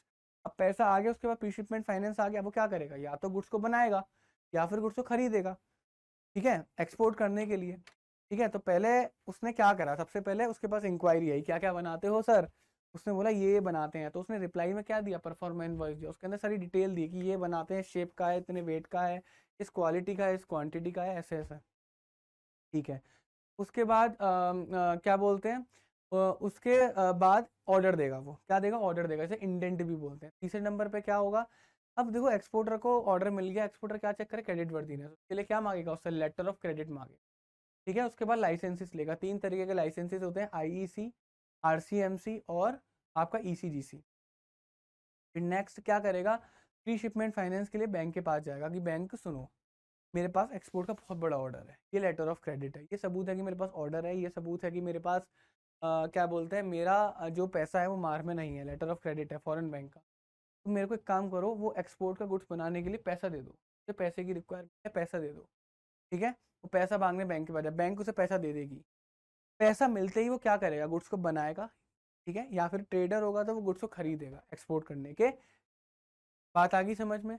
फिर प्री शिपमेंट इंस्पेक्शन। बेटा ध्यान से सुनना, एक्सपोर्ट के टाइम पर ना क्वालिटी को मेंटेन करना बहुत ज़्यादा इंपॉर्टेंट रहता है, काफ़ी ज़्यादा। मैं कहूँगा ये एक तरीके से सेंसिटिव मुद्दा होता है। अगर आपने ख़राब क्वालिटी भेजी बाहर, तो एक तरीके से आप अपनी कंट्री को रिप्रेजेंट कर रहे हो। तो इंस्पेक्शन होना बड़ा ज़रूरी है। इंस्पेक्शन 3 तरीके के होते हैं। पहला होता है कंसाइनमेंट वाइज इंस्पेक्शन। इसमें क्या होता है कि एक्सपोर्टर कॉल करेगा इंस्पेक्टर को, उसको बोलेगा इंस्पेक्टर साहब मेरा गुड्स तैयार है, मैं अपने गुड्स को डॉक पे ले जा चुका हूँ, यानी कि शिप पे जहाँ से वो एक्सपोर्ट करेगा, शिप में रख के एक्सपोर्ट करेगा। आप आ जाओ और मेरे गुड्स को इंस्पेक्ट कर लो। पहला इंस्पेक्शन किस तरीके का है, जहाँ पर गुड्स डिस्पैच होने वाला है उस जगह पर क्या होगा, इंस्पेक्शन होगा। दूसरा क्या होगा, इन प्रोसेस क्वालिटी कंट्रोल, यानी कि जिस टाइम पे गुड्स बन रहा है उसी टाइम पर इंस्पेक्शन हो रहा है साथ के साथ। क्लियर है। एक टाइम क्या इंस्पेक्शन का, जिस टाइम पे गुड्स जाने को तैयार है, एक टाइम पे बन रहा है उसी टाइम पर। तीसरा क्या होता है, सेल्फ सर्टिफिकेशन। यहाँ पर एक्सपोर्टर खुद रिस्पॉन्सिबिलिटी लेता है, ठीक है, खुद रिस्पॉन्सिबिलिटी लेता है। बड़े बड़े एक्सपोर्टर जो होते हैं, रेप्यूटेड फर्म जो होती हैं, खुद रिस्पॉन्सिबिलिटी लेती हैं क्वालिटी स्टैंडर्ड्स की, ठीक है, क्योंकि उन्हें भी अपनी क्या करनी होती है, गुडविल अर्न करनी पड़ती है। तो किस तरीके के मार्क लेती हैं वो, ISO 900, ISO 9000, ISO 2000, इस तरीके के मार्क्स लेती है, ठीक है, जिससे क्या होता है, एक श्योरिटी मिल जाती है कि प्रोडक्ट जो है according to the international standard बनाया गया है, ठीक है, अकॉर्डिंग टू द इंटरनेशनल बनाया गया है। फिर आता है excise clearance. The exported goods are generally exempted from the excise duty. देखो हमने पढ़ा था, गवर्नमेंट कहती है अगर तुम एक्सपोर्ट करोगे तो तुम्हारे पे एक्सपोर्ट टैक्स नहीं लगेंगे, एक्सपोर्टर्स के ऊपर एक्साइज ड्यूटी नहीं लगती। क्लियर है। अगर फिर भी आपने एक्साइज ड्यूटी दे दी है तो वो क्या हो जाएगी, रिफंड हो जाएगी। अगर आपको एग्जेम्पशन चाहिए तो एक्सपोर्टर को अप्लाई करना होगा किसके पास, एक्साइज कमिश्नर के पास। एक्साइज कमिश्नर के पास अप्लाई करना होगा ऐसे ऐसे, या तो मेरे एक्साइज ड्यूटी को एग्जेम्प्ट करो, या फिर अगर आपने पे कर दी होगी तो आप उसको बोलोगे वापस करो। क्लियर है। और उसके साथ उसे कॉपी अटैच करनी पड़ेगी RCMC की और इनवॉइस। देखा बेटा आपके काम आ रहे हैं, क्या काम आ रहे हैं, लाइसेंसेस काम, ठीक है। नाइन्थ है ऑब्टेनिंग सर्टिफिकेट ऑफ ऑरिजिन। ये भी कभी कभी इंपॉर्टेंट हो जाता है। देखो मेरी बात को समझ, सपोज करो कभी कभी मोदी जी अब इतनी जगह घूमते रहते हैं भारत देश में, अभी वो गए मान के चलो किसी देश में, और उस देश के साथ ट्रेड रिलेशन अच्छे बनाने को उस देश को ये बोला है कि सुन, फॉर एग्जाम्पल रशिया को बोला है, रशिया सुन, तू अगर मेरी कंट्री में अपना गुड्स एक्सपोर्ट करेगा ना, मतलब तू अगर मेरी कंट्री में अपना गुड्स बेचे, तो मुझे कोई दिक्कत नहीं है। वैसे तो मैं बहुत हाई टैक्सेस लगाता हूँ इंपोर्ट के ऊपर, बट क्योंकि तू मेरा दोस्त है, तेरे ऊपर नहीं लगाऊंगा। ये जो टैक्सेस लगाना होता है ना इंपोर्ट एक्सपोर्ट पे, ये ट्रेड रिलेशंस के ऊपर भी डिपेंड करता है। क्लियर है। तो मोदी जी रशिया को जाकर ये बोला है। अब मोदी जी बोलेंगे कि सुन, इस पर टर्म्स एंड कंडीशन ये है कि वो गुड्स तेरा खुद का बनाया हुआ होना चाहिए, ये नहीं तूने कहीं से लिया है और अब तुम वो मेरे को बेच रहा है तो उस पर मैं टैक्स पूरा लगाऊंगा। वो गुड्स तेरा बनाया हुआ होना चाहिए, तेरा बनाया हुआ होगा तो मैं टैक्सेस उसमें नहीं लगाऊंगा। बात ही समझ में। तो इस केस में रशिया प्रूफ कैसे करेगा कि गुड्स उसके यहाँ पे बना है, वो लगाएगा उसमें सर्टिफिकेट ऑफ ऑरिजिन। क्या लगाएगा उसमें, सर्टिफिकेट ऑफ ऑरिजिन लगा। तो some importing countries provide tariff concession, tariff concession tax concession, tax पे डिस्काउंट देती हैं तो goods coming from a particular country, अगर कोई पर्टिकुलर कंट्री से गुड्स खरीदा जा रहा है तो उस बेनिफिट को अवेल करने के लिए इंपोर्टर जो है एक्सपोर्टर को बोल सकता है कि भैया सर्टिफिकेट ऑरिजिन साथ में देना। तो उस केस में इंपोर्टर को टैक्सेस बच जाएंगे। इंपोर्टर दिखा देगा देखो आप ही का डील था मोदी जी, अब आप मेरे से टैक्स नहीं ले सकते, ये देखो सर्टिफिकेट ऑरिजिन उसके यहीं पे बना है, ठीक है। Reservation of shipping area, shipping space, यार इतने बड़े बड़े शिप्स होते हैं, आप पे कंटेनर जाएंगे, ऐसा तो है नहीं आप जब लेके पहुंचे तब लोड हो जाएगा। शिपिंग का भी एक लंबा प्रोसीजर होता है। आपको सबसे पहले जाकर वहाँ पे जगह बनानी पड़ेगी, यानी कि आपको अप्लाई करना पड़ेगा कि मेरा इतना गुड्स है जितनी डेट पर जाना है, ठीक है। तो एक्सपोर्टिंग फर्म को अप्लाई करना पड़ेगा शिपिंग कंपनी को, शिपिंग स्पेस के लिए भैया जगह खाली रखना। उस एप्लीकेशन को एक्सेप्ट करने के बाद शिपिंग कंपनी क्या करेगी, एक शिपिंग ऑर्डर इशू कर देगी। A shipping order is instruction to the captain of the ship to receive the specified goods on board after the custom clearance। तो कस्टम तो शिपिंग ऑर्डर क्या बताएगा, शिपिंग कंपनी को अप्लाई करा, shipping company ने बोला ठीक है, तो शिपिंग कंपनी ने एप्लीकेशन एक्सेप्ट करने के बाद एक शिपिंग ऑर्डर दिया। शिपिंग ऑर्डर बेसिकली एक ऑर्डर होता है किसको, कैप्टन ऑफ द शिप को। तो कैप्टन ऑफ द शिप को ये इंस्ट्रक्शन पहुंच जाएगा कि उसको इस पार्टी का इस डेट पर इतना गुड्स एक्सेप्ट करना है, शिप के अंदर लोड करवाना है। क्लियर है। कस्टम क्लियरेंस के बाद फिर है packing and forwarding. The goods are then properly packed. अब देखो सब चीज़ हो चुकी है, सर्टिफिकेट ऑफ ऑरिजिन, रिजर्वेशन वगैरह सब चीज़ हो चुका है, गुड्स का पैक करा जाएगा, उसको मार्क करा जाएगा, नेसेसरी डिटेल्स के साथ, जैसे नेम क्या है, एड्रेस क्या है इम्पोर्टर का, कहाँ जा रहा है उसका नाम क्या है, इसका ग्रॉस वेट क्या है, नेट वेट क्या है, कहाँ से किस पोर्ट से जाएगा, किस पोर्ट पे जाके रुकेगा, वो सारी चीज़ें लिखी जाएंगी। फिर गुड्स का इंश्योरेंस भी करवाया जाएगा, क्योंकि शिप के थ्रू जाएगा, रास्ते में डूब जाए बेटा, चोरी हो जाए, खराब हो जाए, टूट जाए, फूट जाए, काफ़ी रिस्क रहता है। मरीन इंश्योरेंस पड़ा था ना बिजनेस सर्विसेज के अंदर, बस वही वाला इंश्योरेंस। उसके बाद कस्टम क्लियरेंस लेना पड़ता है। क्या लेना पड़ता है? Custom clearance. इंपॉर्टेंट पॉइंट है, ध्यान से देखना। To obtain the custom clearance the exporter prepare the shipping bill. Exporter क्या बनाएगा? शिपिंग बिल बनाएगा। कौन बना रहा है? एक्सपोर्टर। एक्सपोर्टर खुद एक शिपिंग बिल बनाएगा और उसे कस्टम क्लियरेंस चाहिए। A shipping bill contains a detail about the goods such as the port where the goods are to be discharged, the country of the final destination. तो यहाँ पर क्या है? A shipping bill contains a detail, उसके अंदर वो सारी detail होंगी about the goods such as the port where the goods are to be discharged, मतलब वो गुड्स किस पोर्ट पे जा रहा है, क्लियर है, किस कंट्री में जा रहा है, एक्सपोर्टर का नाम क्या, एक्सपोर्टर का एड्रेस क्या है। 5 कॉपी किसकी? शिपिंग बिल की, along with the following documents, in documents के साथ सबमिट करी जाएंगी। कहाँ पर? कस्टम अप्रेजर के पास। कस्टम अप्रेजर के पास। कस्टम अप्रेजर के पास। कस्टम क्लियरेंस में आपको शिपिंग बिल बनाना पड़ेगा। शिपिंग बिल सारी डिटेल होती है, क्या गुड्स है, कहाँ से जाएगा, कहाँ जाकर रुकेगा, किस कंट्री में जा रहा है, एक्सपोर्टर का नाम क्या, एक्सपोर्टर का एड्रेस क्या है। और शिपिंग बिल की 5 कॉपी होती हैं और उनको साथ में लगाया जाता है किसके? कुछ डॉक्यूमेंट्स के साथ। और किसके पास सबमिट करा जाता है? कस्टम अप्रेजर के पास। तो एक्सपोर्ट कॉन्ट्रैक्ट होता है एक्सपोर्ट ऑर्डर, जो ऑर्डर हमें रिसीव हुआ है उस ऑर्डर को लगाना पड़ेगा साथ में। Letter of credit, commercial invoice की कितने रुपए का गुड्स बैठा है, ठीक है, कितने रुपए लेने हैं, क्या टैक्सेस लग रहे हैं, certificate of origin, certificate of inspection, marine insurance policy. ये सारे डॉक्यूमेंट्स क्या लगाने पड़ेंगे बेटा? साथ में लगाने पड़ेंगे। ये सारे डॉक्यूमेंट साथ में लगाने पड़ेंगे किसके? हमें इसके क्या बोलते हैं, शिपिंग बिल के साथ में। अब इन डॉक्यूमेंट को लगाने के बाद, सबमिट करने के बाद, जो पोर्ट सुपरिटेंडेंट होगा उसको अप्रोच करा जाएगा to obtain the carting order. Carting order is instruction to the staff at the gate of the port to permit the entry of the cargo inside the dock. तो basically एक gate होता है, gate के बाद ही आपको custom clearance लेना पड़ेगा। आपने सारे डॉक्यूमेंट किससे करे?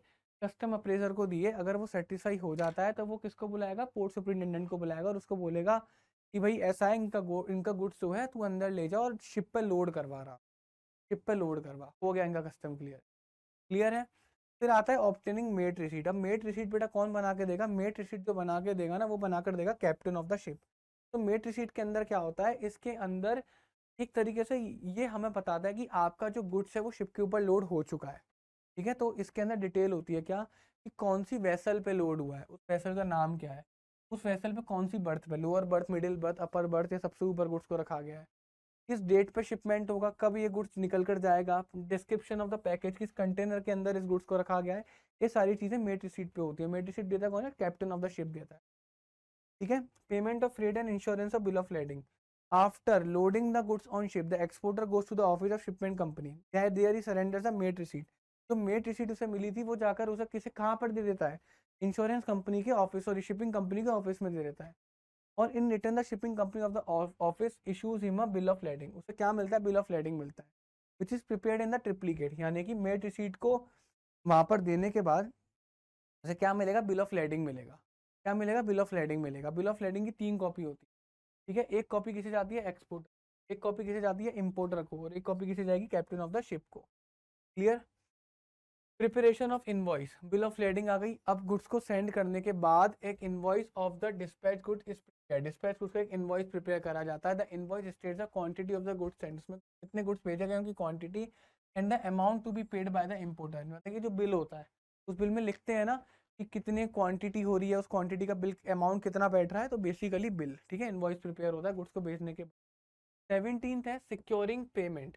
तो after the shipment of the goods the exporter inform the importer and then the exporter must send some important document to the importer to claim the title of the goods. देखना मेरी बात, यहाँ पर जो exporter है यानी कि जो इंडिया में बैठा है, वो इंपोर्टर को बोलेगा भैया तेरा गुड्स यहाँ से निकल गया है, और यहाँ पर एक्सपोर्टर को कुछ इंपॉर्टेंट डॉक्यूमेंट सेंड करने पड़ेंगे। इसे कुछ इंपॉर्टेंट डॉक्यूमेंट सेंड करने पड़ेंगे। उन डॉक्यूमेंट के बिना जो है इंपोर्टर वहाँ से अपने गुड्स की डिलीवरी नहीं ले सकता। उसे गुड्स की डिलीवरी लेने के लिए कुछ इंपॉर्टेंट डॉक्यूमेंट चाहिए जो खाली एक्सपोर्टर उसे दे सकता है।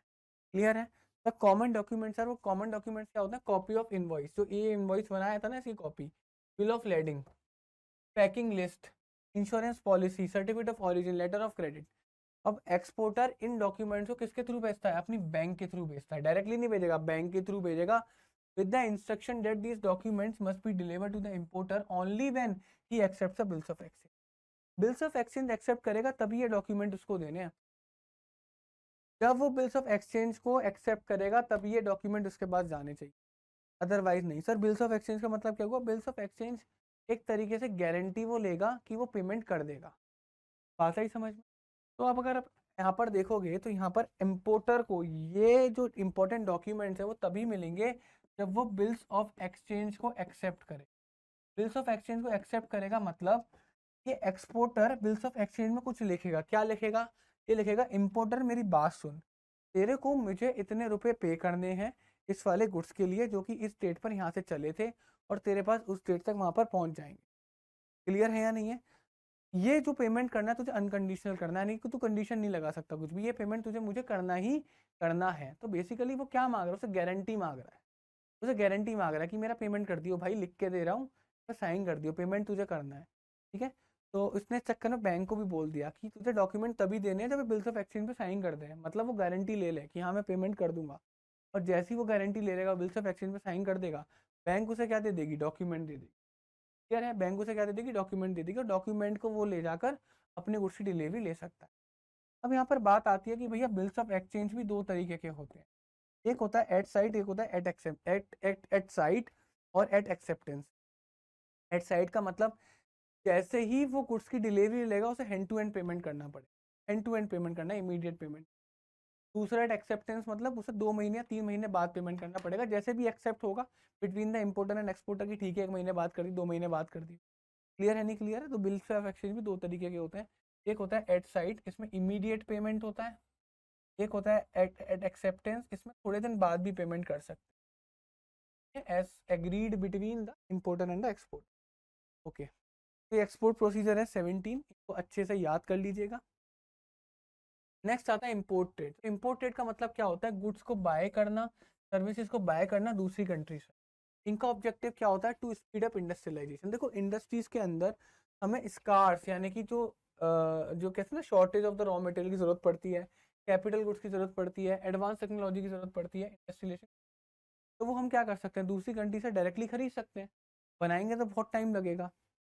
टू मीट कंज्यूमर डिमांड, अब कंज्यूमर डिमांड मान के चलो हमारी कंट्री के अंदर इतनी ज़्यादा बढ़ जाए कि हमारी फैक्ट्रीज उस डिमांड को फुलफिल करने में भी इनसफिशियंट है, तो हम क्या कर सकते हैं? बाहर से इंपोर्ट कर सकते हैं। ठीक है, तो इंपोर्ट हमारी कंज्यूमर डिमांड को फुलफिल करेगा। To improve standard of living, इससे आप स्टैंडर्ड ऑफ लिविंग को भी इम्प्रूव कर सकते हो। मैंने बताया था ना, जब आप किसी एक बहुत अमीर अमीर कस्टमर ना अपनी होम कंट्री में बाहर से गुड्स इंपोर्ट करके दिखाते हैं, ये this I bought from France, this I bought from Germany, you know this is German car, इस तरीके से। क्लियर है? तो हाई क्वालिटी प्रोडक्ट को फॉरेन कंट्रीज से इंपोर्ट करते हैं, फॉरेन कंट्री से इंपोर्ट करते हैं टू ओवरकम नेचुरल कैलेमिटीज। ठीक है, नेचुरल कैलेमिटीज को भी ओवरकम करता है। देखो जब भी आप कंट्रीज के अंदर आपदा आ जाए, मतलब बाढ़ आ जाए, भूकंप आ जाए, तो उस केस में कंट्रीज के खुद के अपने रिसोर्सेज काम में नहीं आते, कंट्री जनरली उस केस में कंट्री की हेल्प लेती है, इंपोर्ट करवाती है। ठीक है, to ensure national defence, countries like India import defence equipments. बेटा डिफेंस इक्विपमेंट्स को भी क्या करती हैं? इंपोर्ट करती हैं दूसरी कंट्रीज से। ठीक है, ताकि वो अपनी कंट्री को सेव कर सके। ओके, अब इंपोर्ट प्रोसीजर देखो, import procedure basically export procedure जैसा ही है। अभी हम एक प्रोसीजर देख रहे थे एक्सपोर्टर के पॉइंट ऑफ व्यू से, अब एक प्रोसीजर देखेंगे इंपोर्टर के पॉइंट ऑफ व्यू से, और जो कि कहीं ना कहीं जाके कंबाइन होगा किसके साथ? एक्सपोर्ट प्रोसीजर के साथ। देखो पहला ही हो रहा है ट्रेड इंक्वायरी। एक्सपोर्टर के पास सबसे पहले इंक्वायरी आई थी, तो इंपोर्टर ने काम क्या करा था? सबसे पहले इंक्वायरी भेजी होगी ना।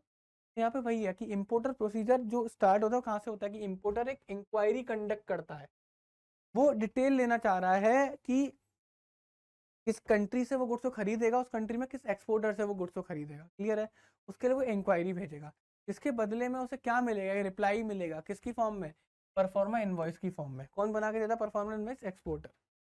प्रोक्योरमेंट ऑफ इंपोर्ट लाइसेंस, इससे भी क्या लेने पड़ते हैं? इंपोर्ट लाइसेंस लेने पड़ते हैं।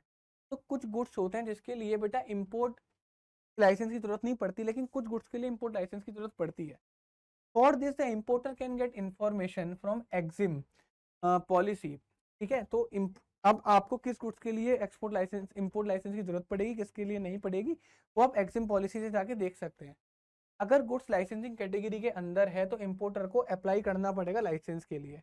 ठीक है, तो लाइसेंस वो कहाँ से ले सकता है? तो डीजीएफटी से ले सकता है, डीजीएफटी मतलब डायरेक्टरेट जनरल फॉरेन ट्रेड से ले सकता है, या फिर regional import export licensing authority से ले सकता है, और वहां से वो आईईसी नंबर अपना ऑब्टेन कर सकता है। तो हमने भी वहां पे ही पढ़ा था कि एक्सपोर्टर को आईईसी नंबर कहाँ से मिलेगा, रीजनल एक्सपोर्ट इंपोर्ट अथॉरिटी से मिलेगा। क्लियर है, तो ये भी वहीं से जाकर ले सकता है। फिर ऑब्टेनिंग फॉरेन एक्सचेंज, भैया ये तो खरीद रहा है तो उसको तो पैसे देने पड़ेंगे ना दूसरी कंट्री को, तो इसे तो पैसा चाहिए, तो इसे तो फॉरेन एक्सचेंज का इंतजाम करना पड़ेगा। तो in India all the foreign exchange transaction are regulated by exchange control department of Reserve Bank of India. यानी कि एक्सचेंज कंट्रोल डिपार्टमेंट रेगुलेट करता है इंडिया के अंदर जितने भी फॉरेन एक्सचेंज ट्रांजेक्शन होते हैं, क्योंकि किसका डिपार्टमेंट है, आरबीआई का डिपार्टमेंट है। तो every important must obtain the sanction of foreign exchange for this. The importer has to give an application to the bank authorized by the RBI to issue foreign exchange. Along with the application of the application, the importer must submit the copy of import license also. After verifying all the details, the bank sanctions the necessary foreign exchange for transaction. बहुत आसान शब्दों में तो मैं बताता हूँ। देखो, India के अंदर जो फॉरेन ट्रांजेक्शन्स होती हैं, फॉरेन एक्सचेंज ट्रांजेक्शन्स, वो कौन कौन कंट्रोल करता है, कौन कंट्रोल करता है? एक्सचेंज कंट्रोल डिपार्टमेंट, जो किसका होता है, आरबीआई का ही होता है। आरबीआई का एक डिपार्टमेंट होता है एक्सचेंज कंट्रोल डिपार्टमेंट, वो रेगुलेट करता है इंडिया के अंदर फॉरेन एक्सचेंज ट्रांजेक्शन। क्लियर है? यहाँ पर वो भी फॉरेन करेंसी को सैंक्शन करवा रहा है। सैंक्शन मतलब कि वो बोलेगा कि भाई मैं इतना सामान बाहर की उस कंट्री से इंपोर्ट कर रहा हूँ और मुझे इतने फॉरेन एक्सचेंज की जरूरत है, तो मेरे को एग्री, मतलब एग्री हो जाओ कि हाँ आप मेरे को इतना फॉरेन एक्सचेंज दे दोगे। वो एक्चुअल में फॉरेन एक्सचेंज लेगा किससे जाकर, अपनी कमर्शियल बैंक से जाकर ले सकता है वो फॉरेन एक्सचेंज। क्लियर है?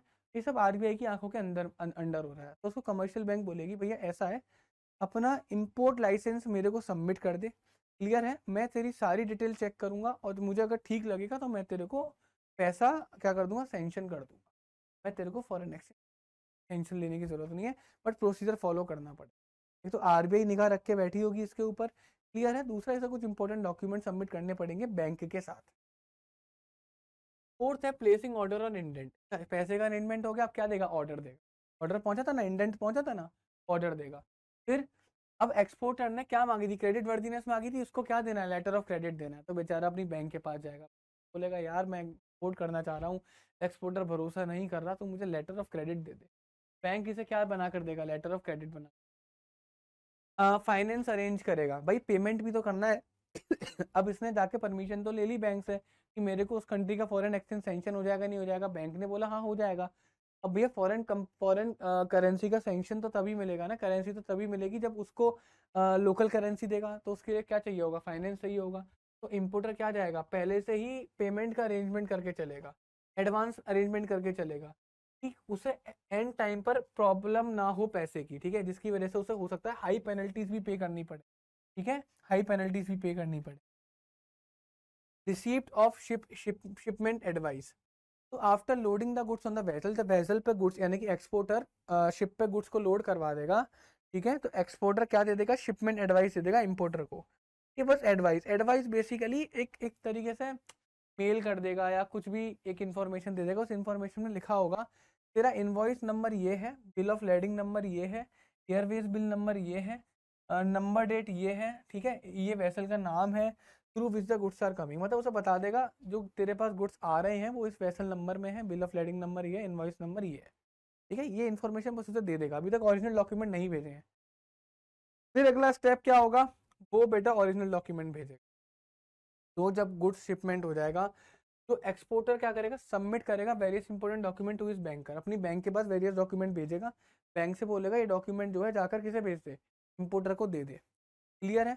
Generally these documents are the letter of credit. उन डॉक्यूमेंट में क्या लेटर ऑफ क्रेडिट होता है, बिल ऑफ लेडिंग होगा, पैकिंग लिस्ट होगा, सर्टिफिकेट ऑफ इंश्योरेंस होगा, मरीन इंश्योरेंस होगा, बिल्स ऑफ एक्सचेंज होगा।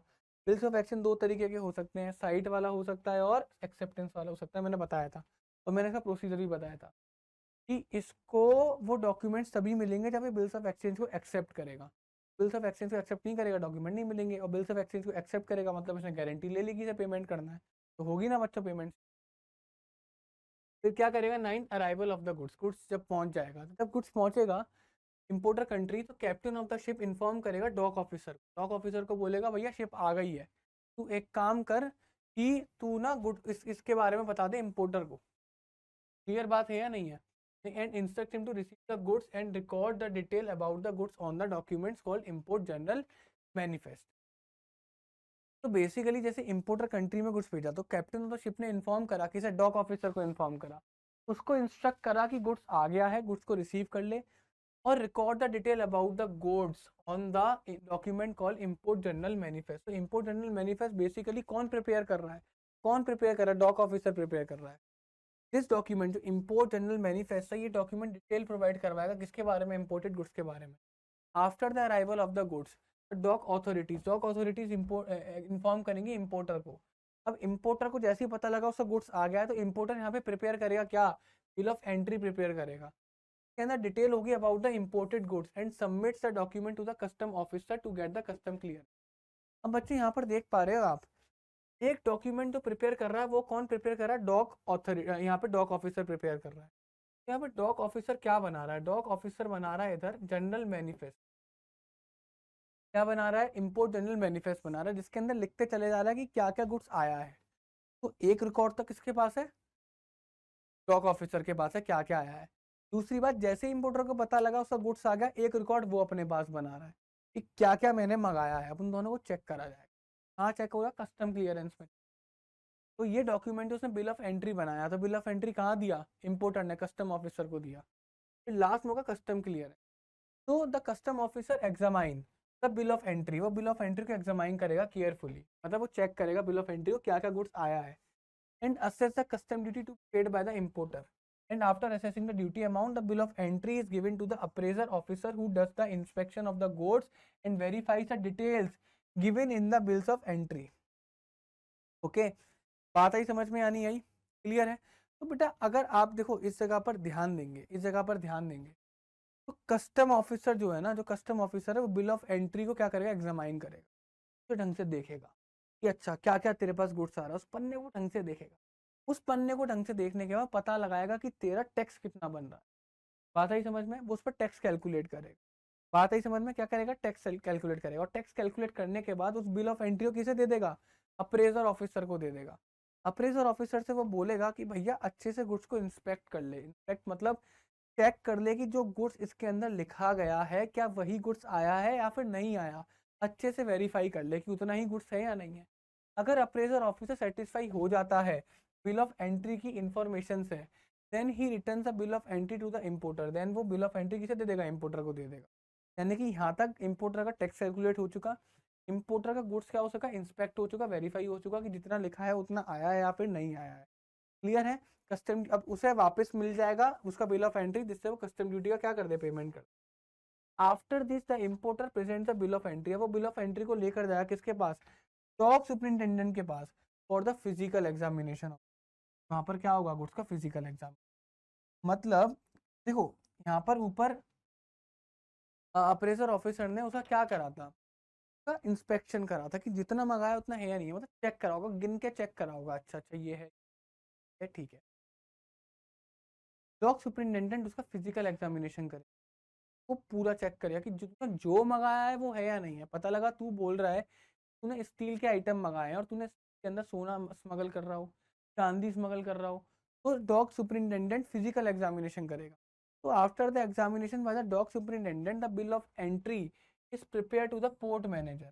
उसने चेक कर लिया, अब बिल ऑफ एंट्री किसे चला जाएगा? पोर्ट मैनेजर के पास चला जाएगा। Who accept payment of the custom duty, तो कस्टम ड्यूटी का पेमेंट लेगा और रिलीज ऑर्डर इशू कर देगा। बात ही समझ में? रिलीज ऑर्डर इशू कर देगा मतलब पेमेंट मिला, उसने कहा ले जाओ goods. On the presentation the release order the importer can take the delivery of the goods. बहुत लंबा प्रोसीजर है, दोबारा से मैं बता रहा हूँ, ध्यान से देखना। सबसे पहले custom officer bill of entry को क्या करेगा? बिल ऑफ एंट्री को एग्जामाइन करेगा, ठीक है। वो चेक करेगा कितना इसके ऊपर टैक्स लग रहा है, वो उस पर टैक्स कैलकुलेट करके उस बिल ऑफ एंट्री को किसे दे देगा? अप्रेजर ऑफिसर को दे देगा। अप्रेजर ऑफिसर जाएगा, उसका इंस्पेक्शन करेगा, वेरीफाई करेगा डिटेल्स को, क्या जो तूने जितना गुड्स बोला है उतना गुड्स है या फिर नहीं है। बात ही समझ में? अब उसने इंस्पेक्शन कर लिया, उसने वापस से बिल ऑफ एंट्री उठा के दे दिया किसे? इंपोर्टर को। Importer then bill of entry ले आकर डॉक सुपरिंटेंडेंट के पास लेकर जाएगा, जहाँ पर फिजिकल एग्जामिनेशन होगा कि तूने जो मंगाया है वो है या नहीं है। कहीं को तू ऐसा ना हो जो तूने बोला हो उसके बदले में कोई और आ रहा हो, तू स्मगलिंग कर रहा हो। बात ही समझ में नहीं? वो क्या करेगा बेटा? उस जगह पर फिजिकल एग्जामिनेशन करेगा। बात ही समझ में? फिजिकल एग्जामिनेशन होने के बाद ठीक है, वो किसे दे देगा? उस बिल्स ऑफ एक्सचेंज को, बिल ऑफ एंट्री को पोर्ट मैनेजर को दे देगा। पोर्ट मैनेजर उसके ऊपर कस्टम ड्यूटी का पेमेंट एक्सेप्ट करेगा और रिलीज ऑर्डर दे देगा। रिलीज ऑर्डर के बाद वो डिलीवरी ऑफ द गुड्स ले सकता है।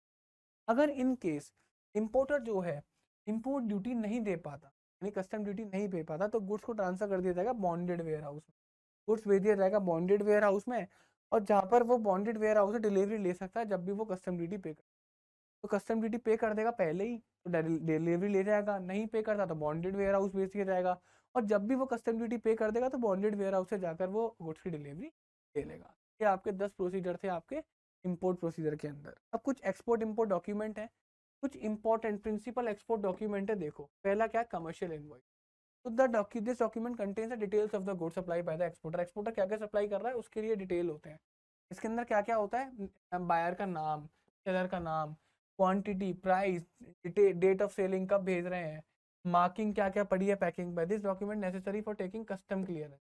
कस्टम क्लियरेंस में कमर्शियल इनवॉइस की जरूरत पड़ेगी, ठीक है।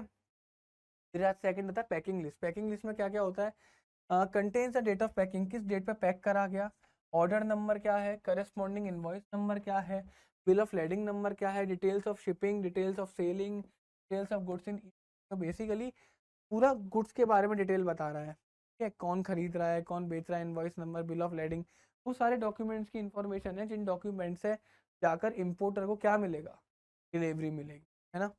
थर्ड होता है बिल ऑफ लेडिंग। ये काफी इंपॉर्टेंट है, इट इज इंपॉर्टेंट डॉक्यूमेंट, ठीक है। It is issued by shipping company. कौन इशू करता है, शिपिंग कंपनी इशू करती है, जहाँ पर कि एक्सपोर्टर सरेंडर करता है मेट रिसीट। देखो शिपिंग कंपनी, एक्सपोर्टर को मेट रिसीट मिली थी किससे, शिपिंग कैप्टन से, वो मेट रिसीट लेकर जाता है शिपिंग कंपनी के पास, शिपिंग कंपनी उसे क्या देती है, बिल ऑफ लेडिंग देती है, ठीक है। वो एक इंपॉर्टेंट डॉक्यूमेंट होता है। क्यों इंपॉर्टेंट डॉक्यूमेंट होता है, क्योंकि ये होता है रिसीट ऑफ गुड, यानी कि आपको एक्नॉलेजमेंट देता है कि हाँ आपने जो है डिलीवरी कर दी है कि सर शिप के ऊपर आपका गुड चढ़ा दिया गया है। तो शिपमेंट वाले, जो शिपमेंट वाले होते हैं वो आपको एक्नॉलेजमेंट दे रहे हैं, हाँ हमारे पास आपका गुड्स आ चुका है, पहली बात तो। दूसरा है a document of the title to the goods. अब जो इम्पोर्टर है, इम्पोर्टर इन गुड्स की डिलीवरी तभी ले सकता है, इम्पोर्टर के नाम पर ये गुड्स तभी हो सकते हैं जब उसके पास बिल ऑफ एंट्री हो, बिल ऑफ लेडिंग होगा। बिल ऑफ लेडिंग के बिना इम्पोर्टर के नाम पर ये गुड्स ट्रांसफर नहीं होंगे, ठीक है।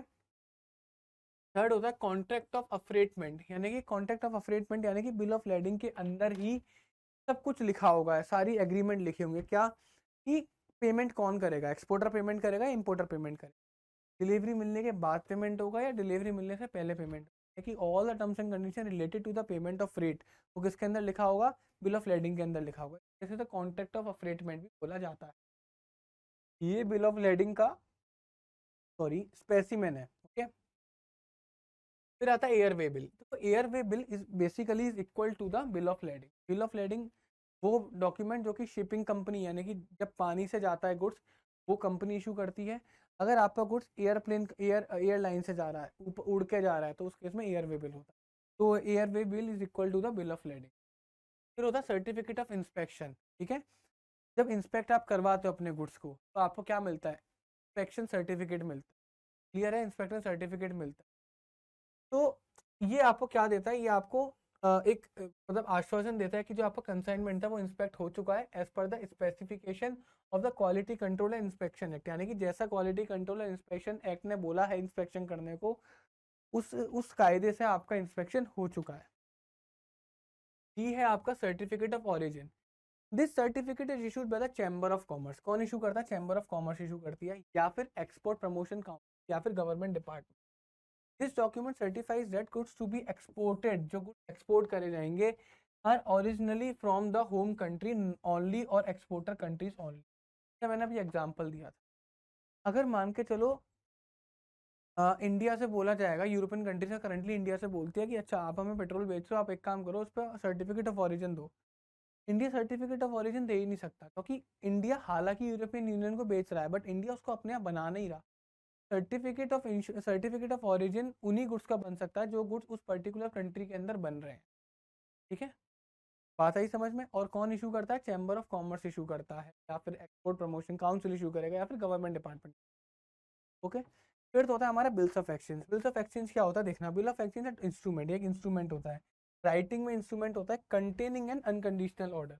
तो बेसिकली जो एक्सपोर्टर होता है ना, वो इम्पोर्टर को एक ऑर्डर देता है, ऑर्डर देता है किसे, इम्पोर्टर को। ऑर्डर में क्या लिखा होता है ध्यान से देख, वो इम्पोर्टर को ऑर्डर देता है, वो कहता है सुन भाई मेरे इम्पोर्टर, मैं तेरे को बोल रहा हूँ तुझे ना ये ये जो अमाउंट है जो अमाउंट, जो भी बिल का अमाउंट है, वो एक सर्टेन पर्सन को पे करना है। एक जो पर्सन जो मैं तेरे को बताऊंगा उस पर्सन को पे करना है, या फिर उस इंसान को पे करना है जिस इंसान के हाथ में भी ये बिल्स ऑफ एक्सचेंज होगा। बात ही समझ में क्लियर है नहीं क्लियर? कोई प्रॉब्लम इसके अंदर नहीं है।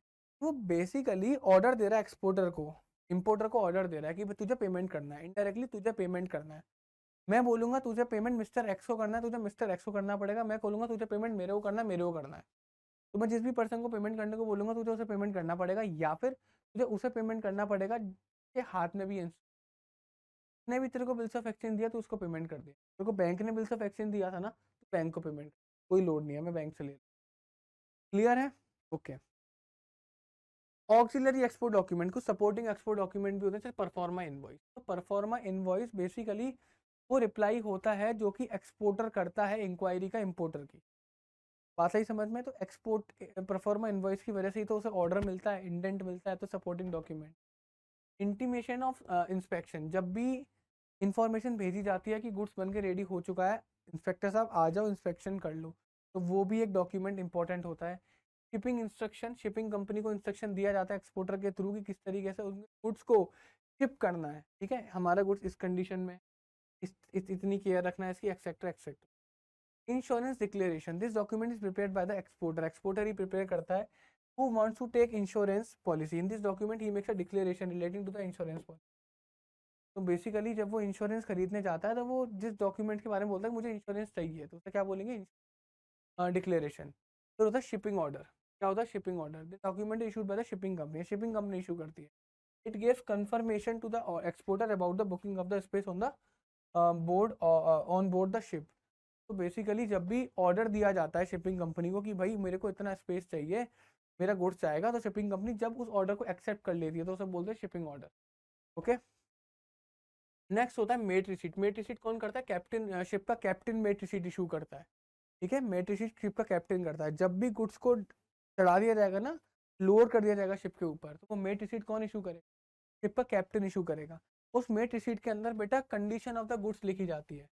बात ही समझ में? अगर गुड्स की कंडीशन अच्छी है, अगर गुड्स की कंडीशन अच्छी है तो क्लीन मेट रिसीट मिलेगी। बात ही समझ में? अगर but if is not satisfied about the packing और कंडीशन, अगर कंडीशन खराब है, पैकिंग खराब है, तो उस केस में वो क्या कर सकता है? फोल मेट रिसीट दे सकता है, फोल मेट रिसीट दे सकता है। तो ये एक्सपोर्टर की जिम्मेदारी होती है कि गुड्स को इतनी अच्छी कंडीशन में लेकर जाए कि उसे clean mate receipt, foul mate receipt ना मिले। ठीक है। Application for the certificate of origin, जो एप्लीकेशन दी जाती है कि भैया हम अप्लाई कर चुके हैं सर्टिफिकेट ऑफ ऑरिजिन के लिए, उसके लिए डॉक्यूमेंट होता है। ठीक है। तो letter to the bank for collection of documents, so this document is sent by the exporter to the bank, it contains the instruction regarding the shipping documents collected। बात ही समझ में? मतलब इसमें बैंक को इंस्ट्रक्शन दिया जाता है कि आपको ये डॉक्यूमेंट है कलेक्ट करने हैं। ओके। तो क्योंकि बैंक को ट्रांसफर करने पड़ते हैं डॉक्यूमेंट्स, इंपोर्टर को देने पड़ते हैं डॉक्यूमेंट्स, वो वाले कुछ इंपोर्ट डॉक्यूमेंट्स होते हैं। इंपोर्ट डॉक्यूमेंट सबसे इंपॉर्टेंट डॉक्यूमेंट होता है हमारा बिल ऑफ एंट्री। तो bill of entry importer prepare करता है। ठीक है।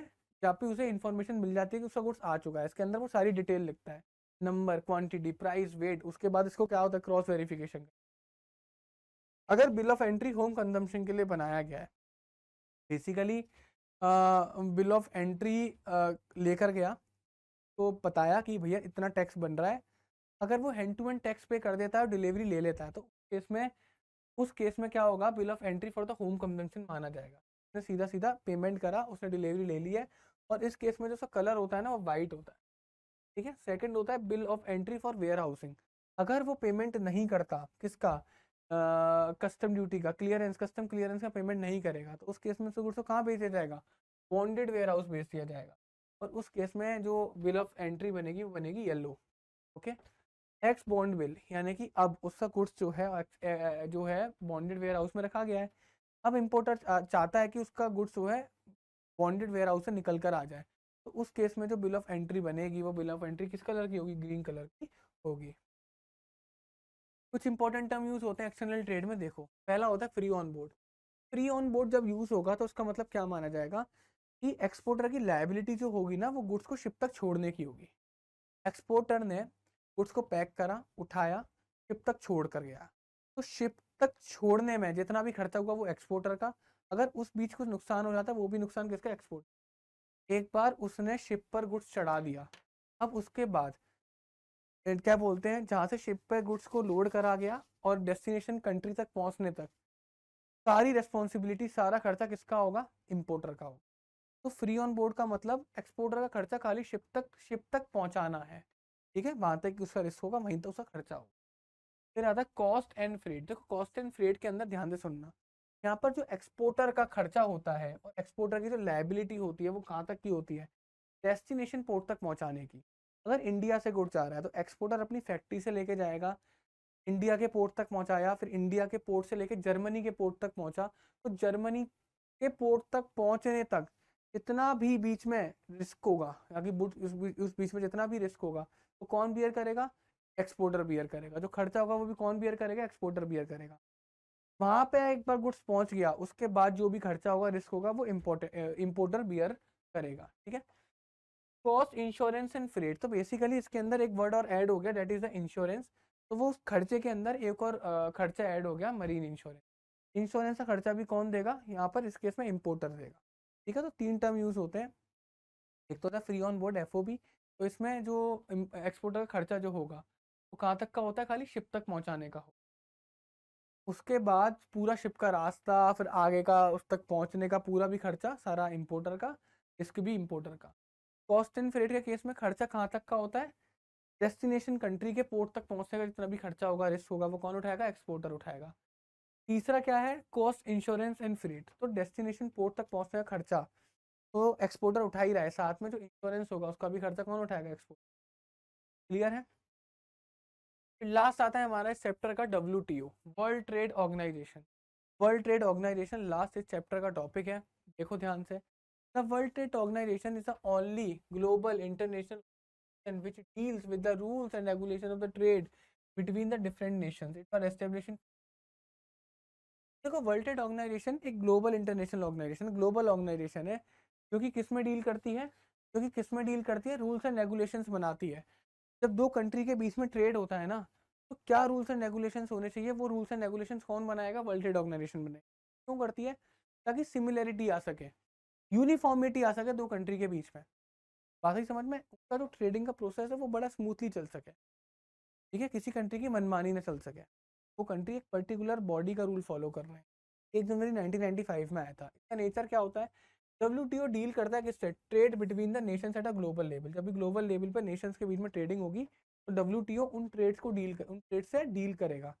क्या रूल्स एंड रेगुलेशन है उनको बताएगा, ताकि किसी कंट्री को दूसरी कंट्री को मनमानी ना कर पाए। It contains contracts signed by the government to bind the government to keep their trade policies within the agreed limit. तो बेटा ये क्या करता है? ये गवर्नमेंट को बाइंड करती है, गवर्नमेंट को क्या करती है? बाइंड करती है क्या? कि भैया देखो तुमने ही कॉन्ट्रैक्ट साइन करा था, ठीक है, तो तुम अपने कॉन्ट्रैक्ट पे बने रहना, अपनी ट्रेड पॉलिसीज को लिमिट में ही रखना, चेंज करने की जरूरत नहीं है। जिस ट्रेड पॉलिसी पे आपने कॉन्ट्रैक्ट साइन करा था वही ट्रेड पॉलिसी आपको रखनी है। तो बेसिकली ये बताता है कि आपको बदलना नहीं है, आपने जो वादा करा था उसी वादे पे आपको डिपेंड करना नहीं है। It operates with the purpose of liberalising trade.